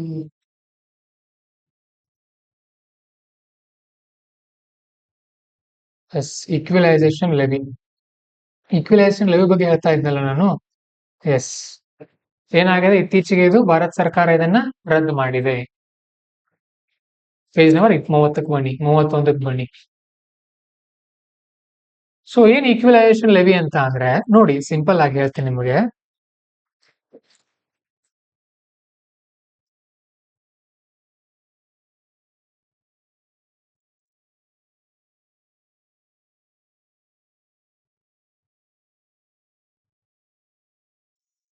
companies like Google, Amazon, Flipkart, they are big companies, ದೊಡ್ಡ ಕಂಪನಿಗಳಿರುತ್ತೆ. ಅವ್ರೇನ್ ಮಾಡ್ತಾ ಇದ್ರು, they use to give tax to their own country. ಅವ್ರ ಸ್ವಂತ ದೇಶಕ್ಕೆ ಕೂಡ ಅವ್ರು ಏನ್ ಮಾಡ್ತಾ ಇದ್ರು, ಟ್ಯಾಕ್ಸ್ ಕಟ್ತಾ ಇದ್ರು. ಯಾಕಂದ್ರೆ ಈಗ ಉದಾಹರಣೆ, Google no need to start its office in Bengaluru, ಅಮೆರಿಕಾದಲ್ಲೇ ವರ್ಕ್ ಮಾಡ್ಬೋದಲ್ಲ ಅದು ಗೂಗಲ್. ಯಾಕೆ? ಡಿಜಿಟಲ್ ಪ್ರಾಡಕ್ಟ್ ಅದು. So they use to give tax only to their countries. Indian government thought ಈ ತರ ಮಾಡ್ತಾ ಹೋದ್ರೆ ಇವರು ಎಲ್ಲ ತಗೊಳ್ಳೋದು ನಮ್ ದೇಶದಿಂದ ಅಲ್ವಾ. ಗೂಗಲ್ ಅರ್ನ್ ಹೇಗ್ ಮಾಡುತ್ತೆ? ಹೌದೇ ಅರ್ನ್ ಯಾವ ತರ ಅರ್ನ್ ಮಾಡ್ತಾರೆ? ಸರ್ಚ್ ಇಂಜಿನ್ ಇಂದ ಹೇಗೆ ಅರ್ನ್ ಲಾಭ ಸಿಗುತ್ತೆ ಅವ್ರಿಗೆ? ಇಲ್ಲ, ಅದೇ ನೆಟ್ ಹೇಗೆ ಯೂಸ್ ಆಗ ಲಾಭ ಹೇಗೆ ಗೂಗಲ್ಗೆ? ಯೂಟ್ಯೂಬ್ಗೆ ಲಾಭ ಹೇಗೆ? ಯೂಟ್ಯೂಬ್, ಈಗ ಯೂಟ್ಯೂಬ್ ಪಾಪ ಅವನು ಯೂಟ್ಯೂಬ್ ನಲ್ಲಿ, ಓಕೆ, ಈಗ ಯೂಟ್ಯೂಬ್ ಇದೆ ಅನ್ಕೊಡ್ರಿ, ಯೂಟ್ಯೂಬ್ ನಲ್ಲಿ ಒಂದು ವಿಡಿಯೋ ನಾನು ಹಾಕ್ತೀನಿ, ನೀವು ಅದನ್ನ ನೋಡ್ತೀರಿ, ಅದರಿಂದ ಯೂಟ್ಯೂಬ್ ನನಗೆ ಹೇಗೆ ದುಡ್ಡು ಹೋಗುತ್ತೆ? ನೀವು ದುಡ್ಡು ಕೊಡ್ಲಿಲ್ಲ, ನಾನು ದುಡ್ಡು ಕೊಟ್ಟಿಲ್ಲ, ಯಾರು ದುಡ್ಡು ಕೊಟ್ರು? ಹಾ, ಯಾರು ಡಾಟಾ ಯಾರು ಕೊಟ್ರು? ಯಾರು ತಗೊಂಡ್ರು? ನಾನೇನ್ ಕೇಳ್ತಾ ಇದ್ದೀನಿ, ಇದು ಯೂಟ್ಯೂಬ್ ಅನ್ಕೊಳ್ರಿ, ಈ ಯೂಟ್ಯೂಬ್ ಅನ್ನು ಒಬ್ರು ಕಂಡು ಹಿಡಿದಿದ್ದಾರೆ. Some person found this YouTube and this is a home YouTube storage ಇದೆ ಅನ್ಕೊಳ್ಳೋಣ. I upload content here and you watch that. ನಾನು ಅಪ್ಲೋಡ್ ಮಾಡಿದೆ, ನೀವು ನೋಡಿದ್ರಿ, ಮತ್ತೆ ಯೂಟ್ಯೂಬ್ ಎಲ್ಲಿ ಲಾಭ ಹೆಂಗಾಯ್ತು ಅವ್ರಿಗೆ? ಹಾ, ಮತ್ತೆ ಬೈ ಅಡ್ವರ್ಟೈಸಿಂಗ್ ಇಂದ ದುಡ್ಡು ಬರುತ್ತೆ. ನಮಗೆ ಯೂಟ್ಯೂಬ್ ನವ್ರು ದುಡ್ಡು ಕೊಡಲ್ಲ. ಈಗ ನಾವು ನಮ್ ಪಾಂಜನ ಹೆಸರು ಕೂಡ ನಮ್ದು ಯೂಟ್ಯೂಬ್ ಚಾನಲ್ಗೆ ಇಂತಿಷ್ಟು ಅಂತ ದುಡ್ಡು ಬರುತ್ತೆ. ಓಕೆ, ನಾನೊಂದು ವಿಡಿಯೋ ಮಾಡಿದೀನಿ ಅಂತ ಅಂದ್ರೆ ನನಗೆ ದುಡ್ಡು ಬಂತು. ಈಗ ಮೊನ್ನೆನೇ ಹೇಳಿದೀನಿ, ನಾನು ಯಾವ್ದು ಒಂದು ವಿಡಿಯೋ ಹಾಕಿದ್ದೆ, ಆ ಒಂದು ವಿಡಿಯೋನ ನಮ್ಗೆ ಎಷ್ಟು ತಗೊಂಡ್ ಬಂದಿದೆ ಅಂತ ಅಂದ್ರೆ, ಒಂದ್ ನಿಮಿಷ ಇರ್ರಿ, ತೋರಿಸ್ತೀನಿ ನಿಮ್ಗೆ. ಇಡೀ ತಿಂಗಳು ಸಂಬಳ ನೋಡೋದು ಬೇಡ, ಆ ವಿಡಿಯೋದೊಂದೇ ತೋರಿಸ್ತೀನಿ. ನೀವು ಯೂಟ್ಯೂಬ್ ಮಾಡ್ತಾ ಹೋದ್ರೆ IAS ಬಿಟ್ಟು ಈ ತಿಂಗಳು ಸ್ವಲ್ಪ ಜಾಸ್ತಿ ಬಂದಿದೆ, ಹಾಗಾಗಿ ಹಾ, ಇಲ್ಲಪ್ಪ, ಅಷ್ಟೆಲ್ಲ ಇಲ್ಲ. ಓಕೆ, ಇದ್ ನೋಡ್ರಿ, ಮೊನ್ನೆ ಒಂದು ಶಾರ್ಟ್ ಹಾಕಿದ್ದೆ ನಾನು ವಿಡಿಯೋ, ಇದು ಕಾಮಿಡಿ ವಿಡಿಯೋ, ಅದು ಜಸ್ಟ್ ಸಿಸ್ಯಾಟ್ ಬಗ್ಗೆ ಇತ್ತು. ವ್ಯೂಸ್ ನೋಡ್ರಿ, 4.8 ಮಿಲಿಯನ್, 48 ಲಕ್ಷ ವ್ಯೂಸ್ ಆಗಿದೆ. ಆ ಒಂದು ವಿಡಿಯೋದಿಂದ 2,500 ಸಬ್ಸ್ಕ್ರೈಬರ್ ಬಂದಿದ್ದಾರೆ. ಅದರಿಂದ ನೋಡ್ರಿ $18. ಎಷ್ಟು $18 ಅಂದ್ರೆ ಹ್ಮ್ ಒಂದು 2,000 ರೂಪಾಯಿ ಸಮೀಪ ಬಂತಲ್ಲ. ಹಾ, ಸಾರಿ 1600 1800. ಓಕೆ, ಇದು ಒಂದು ವಿಡಿಯೋದಿಂದ ಇಷ್ಟು ದುಡ್ಡು ನಮಗ್ ಬಂತು. ಯಾರು ಕೊಟ್ರು ಇದನ್ನ ನಮಗೆ? Who gave us? ಯೂಟ್ಯೂಬ್ನವರು ರೆವಿನ್ಯೂ ಶೇರ್ ಮಾಡಿದ್ರು. ಓಕೆ, ಯೂಟ್ಯೂಬ್ ಅವ್ರಿಗೆ ಎಲ್ಲಿಂದ ಬಂತು? ಅಡ್ವರ್ಟೈಸ್ಮೆಂಟ್. ಈಗ ಒಂದು ಇದು ನೋಡುವಾಗ ಅಡ್ವರ್ಟೈಸ್ಮೆಂಟ್ ಬರುತ್ತಲ್ಲ ನಡುವೆ, ಇಲ್ಲಿ ಬೇರೆ ಬೇರೆ ಕಂಪ್ನಿಯವರು ಅಡ್ವರ್ಟೈಸಿಂಗ್ ಅಂತ ಇರುತ್ತೆ. ಅದು ಗೂಗಲ್ ಅದ್ಮೇಲೆ ನಾವು ಕೊಟ್ಟಿದ್ವಿ ಹೋದ ವರ್ಷ, ಎಲ್ಲ ಅಡ್ವರ್ಟೈಸಿಂಗ್ ಮಾಡಿದೀವಿ ನಾವು ಕೂಡ. ಈಗ ಹೇಗೆ 100 ರೂಪಾಯಿ ಯೂಟ್ಯೂಬ್ಗೆ ಹೋಯ್ತು ಅಂದ್ರೆ, ನಮ್ಮ ಚಾನಲ್ ನೋಡುವಾಗ ಯೂಟ್ಯೂಬ್ಗೆ 100 ರೂಪಾಯಿ ಹೋಯ್ತು ಅಂದ್ರೆ ಅವ್ರು 45 ರೂಪಾಯಿ ಇಟ್ಕೊಳ್ತಾರೆ, 55 ರೂಪಾಯಿ ಇಡ್ತಾರೆ. Okay, if advertising company gave 100 rupees to YouTube, they keep 45 rupees, give content created 55 rupees. ಇಲ್ಲ, ಕಟ್ ಆಗಿನೇ ಬಂದಿರುತ್ತೆ, ಟ್ಯಾಕ್ಸ್ ಕಟ್ ಆಗಿ ಬಂದಿರುತ್ತೆ.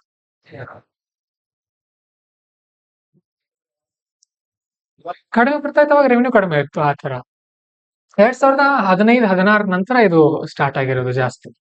ಕೋವಿಡ್ ನಂತರ ಇಂದಾನೆ ಇಲ್ಲ, ಕೋವಿಡ್ ಗಿಂತ ಮುಂಚೆನೂ ಇತ್ತು, ಗ್ರೋತ್ ಇತ್ತು. ಬಟ್ ಕೋವಿಡ್ ನಲ್ಲಿ ಸಿಕ್ಕಾಪಟ್ಟೆ ಆಗಿಬಿಡ್ತು. ಒಂದ್ ರೀತಿ ಅವರೇ ಕಂಪನಿಗಳ ತರ, ಸ್ಟಾರ್ಟ್ಅಪ್ ತರ ಆಗಿಬಿಟ್ಟು ಇವರು. ಅರ್ಥ ಆಯ್ತಾ? Okay, so be creative. ನೋಡ್ರಿ, ನಿಮ್ಗೊಂದು ಮಾತು ಹೇಳ್ತೀನಿ. ಅಕಸ್ಮಾತ್ ಈಗ ನಾನು ಟ್ರೋಲ್ ಪೇಜ್ ಓಪನ್ ಮಾಡಿದೆ, ಮೆಮೆ ಪೇಜ್ ಮಾಡಿದೆ ಅನ್ಕೊಡ್ರಿ, ಕರ್ನಾಟಕದ ನಂಬರ್ 1 ಟ್ರೋಲ್ ಪೇಜ್ ಮಾಡಬಹುದು ನಾನು. ಅಂದ್ರೆ ನಾವ್ ಏನ್ ನೋಡ್ತಾ ಇರ್ತೀವಿ ಅದರಲ್ಲಿ ನಾವು ಬೆಳಿತಾ ಹೋಗ್ಬೇಕು. ಬಟ್ ಟ್ರೋಲ್ ಪೇಜ್ ಮಾಡೋದ್ರಿಂದ ಏನಾಗುತ್ತೆ, ನಮ್ಮ ಮೈಂಡ್ ಬರೀ ಅದೇ ತರ ಥಿಂಕ್ ಮಾಡೋಕ್ ಸ್ಟಾರ್ಟ್ ಆಗುತ್ತೆ. ಏನ್ ನೋಡಿದ್ರು ಬರೀ ಕಾಮಿಡಿ ಅಥವಾ ಟೀಕೆ ಮಾಡೋದು. ಅದಕ್ಕೋಸ್ಕರ ಅಂತದೆಲ್ಲ ಮಾಡಲ್ಲ ನಾನು. ಈ ತರ ಮಾಡಿರ್ತೀನಿ ಅಷ್ಟೇ. ಬಹಳ ಮಾಡ್ತಾವ್ರಿ ಇವ್ನೇನು ಮಾಸ್ತರ್ ಕಲ್ಸೋದ್ ಬಿಟ್ಟು ಕಾಮಿಡಿನೇ ಮಾಡ್ತಾ ಇದ್ದಾನಂತ ಅಲ್ವಾ? ಹಾಗೆ ಅಂದ್ರೆ ಈಗ ಯಾಕೆ ನಾನ್ ನಿಮಗೆ ತೋರಿಸ್ತಾ ಇದ್ದೀನಿ ಇದನ್ನ, you should be able to handle everything in your company. ನೀವು ಅಕಸ್ಮಾತ್ ನಾಳೆ ಒಂದು ಕಂಪನಿ ಮಾಡಿದಿರಿ ಅಂದ್ರೆ ನಿಮಗೆ ಎಲ್ಲ ಮಾಡಕ್ ಬರ್ಬೇಕಲ್ಲಿ. ನೋಡ್ರಿ, ನಾವು ಈಗ ಇದನ್ನ ಎಡಿಟ್ ಮಾಡಿದ್ದು ನಾನೇ, ಯೂಟ್ಯೂಬ್ ಚಾನಲ್ ಮಾಡಿದ್ದು ನಾನೇ, ಇದಕ್ಕೆ ಡಿಸೈನ್ ಕೂಡ ಮಾಡೋದು ನಾವೇ. ಅಂದ್ರೆ ಕಲೀರಿ ಅಲ್ಲ, ಯಾರ ಮೇಲೂ ಡಿಪೆಂಡ್ ಆಗೋ ಅಗತ್ಯ ಇರಲ್ಲ. You can be independent.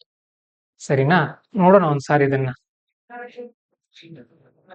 ಮತ್ತೆ ಆ ವಿಡಿಯೋಗೆ ಅದೇ ಮ್ಯೂಸಿಕ್ ಹಾಕ್ಬೇಕಲ್ಲಿ, ಯಾವ್ಯಾವ್ದು ಮ್ಯೂಸಿಕ್ ಹಾಕಕ್ ನಡೆಯಲ್ಲ. ಇದು ನನಗೆ ಟ್ವಿಟರ್ ಅಲ್ಲಿ ಎಲ್ಲ ಸಿಕ್ಕಿತ್ತು, ಅದಕ್ಕೆ ಟಚ್ ಆಗ್ಬೇಕು ಅದು.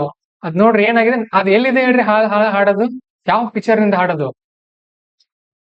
ಯಾವ ಮ್ಯೂಸಿಕ್ ಹೇಳ್ರಿ ಇದು? ಆ ಕನ್ನಡದ್ದು ಯಾವ ಹಾಡು? ಹಾ, ಯಾವ್ದು? ಹಾ, ಯಾವ ಪಿಕ್ಚರ್? ಹಾ, ನೋಡ್ರಿ ನಿಮ್ಗೊಂದ್ ಮಾತು ಹೇಳ್ತೀನಿ. ನೋಡಿದ್ರೆ ಪೂರ್ತಿ ನೋಡಿ ಪೂರ್ತಿ ತಿಳ್ಕೊಳ್ಬೇಕು. ಸಿನಿಮಾ ನೋಡ್ತೀರಾ, ಪೂರ್ತಿ ಸಿನಿಮಾಗಳ ಬಗ್ಗೆ ಗೊತ್ತಿರ್ಲಿ. ಹಾಡು ಕೇಳ್ತೀರಾ, ಪೂರ್ತಿ ಹಾಡುಗಳ ಬಗ್ಗೆ ಆದ್ರೂ ಗೊತ್ತಿರ್ಲಿ. ಅರ್ಧಂಬರ್ಧ ಆಗ್ಬೇಡ್ರಿ. ಪೂರ್ತಿ ಆದ್ರೆ ಒಂದ್ ಯಾವ್ದೋ ಫೀಲ್ಡ್ ನಲ್ಲಿ ನೀವು ಬೆಳಿಬಹುದು. ನೋಡ್ರಿ, ಇಂಥ ಟ್ರೋಲ್ ಮಾಡ್ಕೊಂಡು ಕೂತ್ಕೊಂಡ್ಬಿಟ್ರೆ ಸಾಕು. ಇಂಥ ದಿನ ಒಂದ್ ಬಿಟ್ರೆ ದಿನ 50 ಲಕ್ಷ ಆದ್ರೆ ದಿನ 1,500 ರೂಪಾಯಿ ಬರುತ್ತೆ. ಹಾಗ್ ಮಾಡ್ಬಾರ್ದು. ಆದ್ರೆ ಹೇಳ್ತಾ ಇದೀನಿ ನಿಮಗೆ, ಯಾವಾಗ UPSC ಗೆ ತಯಾರಿ ಮಾಡಿರೋರು ಯಾಕೆ ಫೇಲ್ ಆಗ್ತಾ ಇದಾರೆ ಅಂದ್ರೆ, why people are failing even after studying UPSC is they are not reading. ಒಂದು ಪೂರ್ತಿಯಾಗಿ ಚೆನ್ನಾಗಿ ಓದಲ್ಲ, ಖಾಲಿ ಇದ್ದಾಗ ಇಂಥದ್ದು ಕೂಡ ಕ್ರಿಯೇಟಿವಿಟಿ ಅವ್ರ ಮೈಂಡ್ ಅಲ್ಲಿ ಇರಲ್ಲ. ಏನಾದ್ರೂ ಇರ್ಬೇಕಲ್ಲ ನಮ್ಮದೇ ಅಂತದ್ದು ಅಂತ. ಆಮೇಲೆ ಅದೊಂದು ಹೇಳ್ಬೇಕು ನಿಮಗೆ, ಏನಂತ ಅಂದ್ರೆ, ಈಗ ನೀವು ಆಫೀಸರ್ ಆದ್ರಿ, ಬಹಳ why people are making corruption in government, being in government officer. ಯಾಕೆ ಕರಪ್ಷನ್ ಮಾಡ್ತಾರ ಅವರು? They don't know the alternative source for earning. ದುಡ್ಡು ಮಾಡೋಕೆ ಬೇರೆ ಹಾದಿಗಳು ಗೊತ್ತಿಲ್ಲ ಅವ್ರಿಗೆ. ಈಗ ಏನ್ ಮಾಡಬಹುದು, ಒಬ್ಬ ಆಫೀಸರ್ ಇದಾನೆ ಅನ್ಕೊಳ್ಳೋದು, IAS ಆಫೀಸರ್ ಇದ್ದಾನೆ, ಅವ್ನು ತನ್ನ ತಮ್ಮನು ಅಥವಾ ಹೆಂಡತಿನೋ ಮತ್ತೆ ಯಾರಾದ್ರೂ ಹೆಸರಲ್ಲಿ ಯೂಟ್ಯೂಬ್ ಅಲ್ಲಿ ಅಕೌಂಟ್ ತೆಗಿಯೋದು, ಇವ್ರು ವಿಡಿಯೋ ಹಾಕ್ತಾ ಹೋಗೋದು, ಇಂಟರ್ವ್ಯೂ ಕೊಡೋದು. ಇವರು ದುಡ್ಡು ಅವ್ರ ಅಕೌಂಟ್ ಬಂದ್ ಬೀಳುತ್ತಲ್ಲ, ಇವ್ರು ನಾನು ಫ್ರೀ ಆಗಿ ಮಾಡ್ತಾ ಇದೀನಿ ಅಂತ ಹೇಳೋದು, ಮತ್ತೆ ಬೇರೆ ಪ್ರಾಡಕ್ಟ್ ಮಾಡೋದು, ಅದನ್ನ ಸೆಲ್ ಮಾಡೋದು. ಮನೆಯವ್ರ ವತಿಯಿಂದಾನೇ ಮಾಡ್ಬೋದಲ್ಲ. ಅಂದ್ರೆ ಏನಾದ್ರೂ ಪ್ರಾಡಕ್ಟ್ ರೆಡಿ ಮಾಡಿ ಸೆಲ್ ಮಾಡ್ರಿ, ಸುಮ್ನೆ ದುಡ್ಡು ಕರಪ್ಷನ್ ಮಾಡಬೇಡ್ರಿ, ಅದು ತಪ್ಪು. ಸರಿನಾ?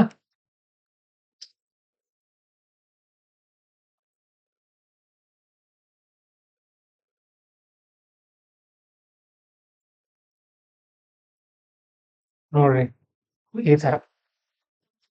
ಹಾ, ಸಿಸ್ಯಾಟ್ ಅಲ್ಲಿ ಬಿದ್ರವ್ರು, ಇವನು 66.66 ಮಾಡಿ ಉಳದ. ಇನ್ನೂ ಒಂದಿದೆ, ನಾಳೆ ಇನ್ನೊಂದ್ ಸ್ವಲ್ಪ ದಿನದಲ್ಲಿ ಮಾಡ್ತೀನಿ ಅದನ್ನ. ಅಂದ್ರೆ ಸಿಸ್ಯಾಟ್ ನಲ್ಲಿ ರೀಡಿಂಗ್ ಕಾಂಪ್ರಿಹೆನ್ಷನ್ ಮಾಡಿದವ್ರು ಹೇಗೆ ಪಾಸ್ ಆಗ್ತಾರ ಅಂತ ತೋರಿಸ್ತೀನಿ ಅದ್ರಲ್ಲಿ. ಬಹಳ ಇವೆ ಅಂತದೆಲ್ಲ. ಬಟ್ ಅದನ್ನ ಮಾಡ್ತಾ ಹೋದ್ರೆ ನಾವು ಮೆಂಟಲಿ ಮೆಚೂರ್ ಆಗಲ್ಲ. ಇಂಥದ್ ಮಾಡ್ತಾ ಕೂತ್ರೆ ಅಲ್ಲೇ ಕೂತ್ ಬಿಡ್ತೀವಿ. ದುಡ್ಡು ಬರುತ್ತೆ.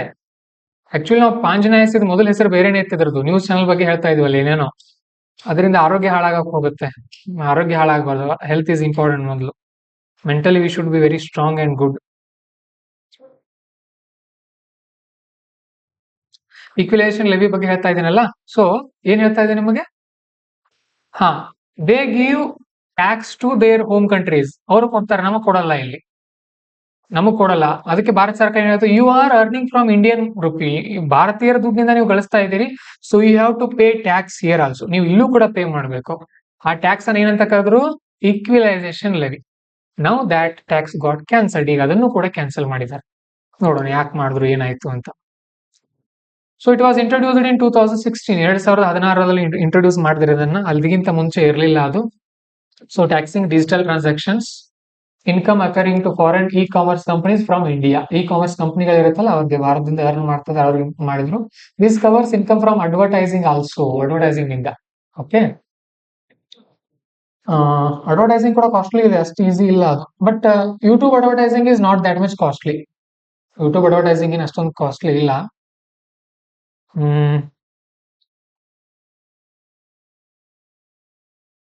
ತೋರಿಸ್ತೀನಿ ನೋಡ್ರಿ, ಗೂಗಲ್ ಆಡ್ಸ್.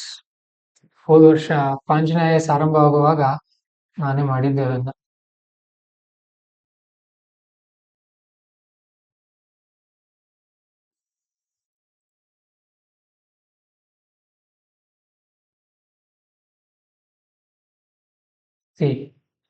ಇದು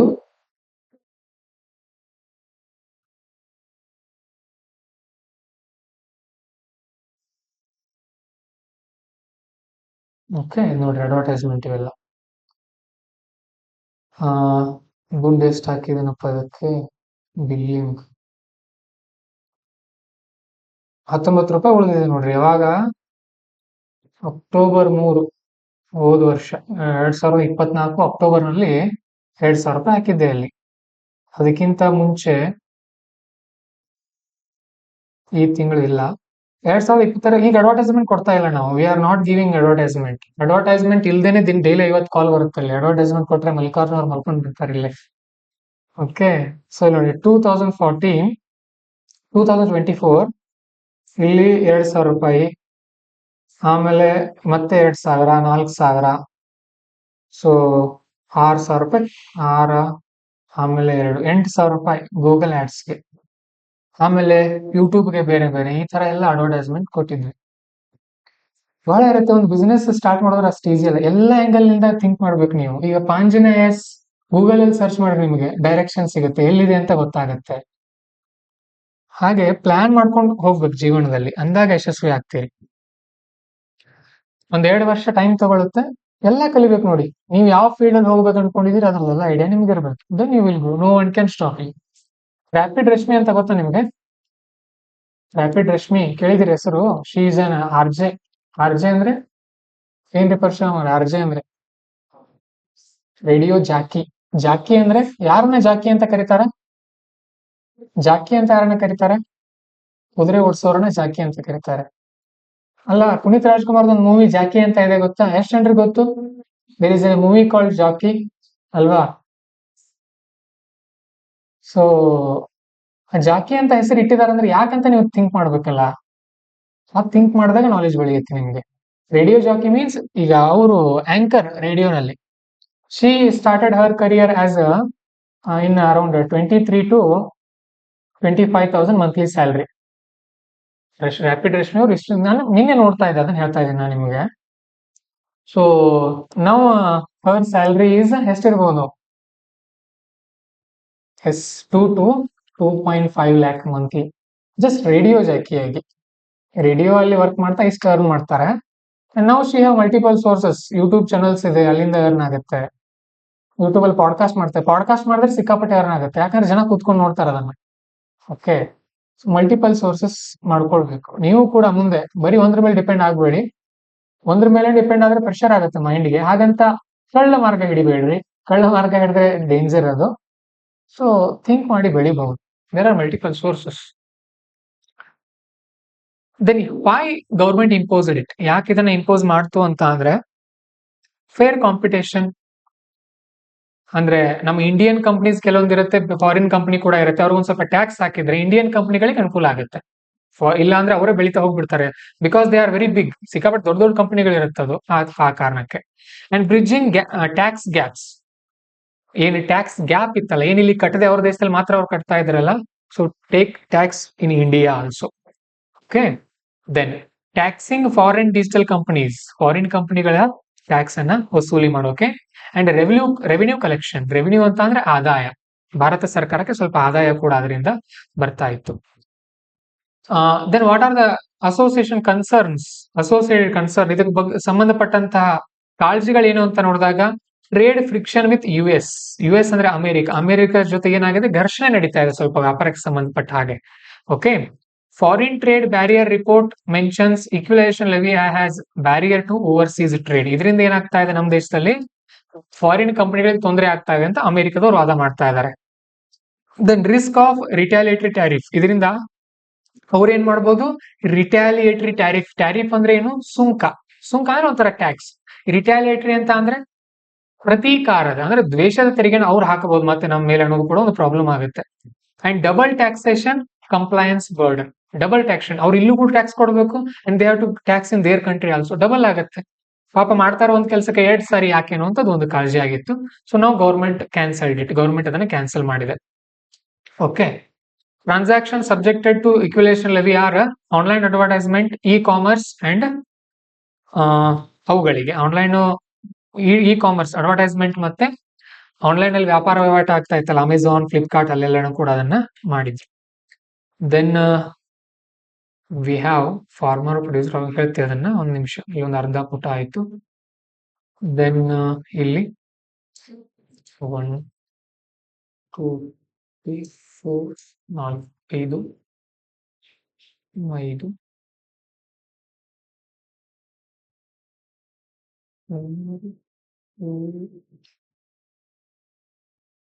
okay, take 1 hour break, we will continue at 2:30, 2:30 continue ಮಾಡೋಣ.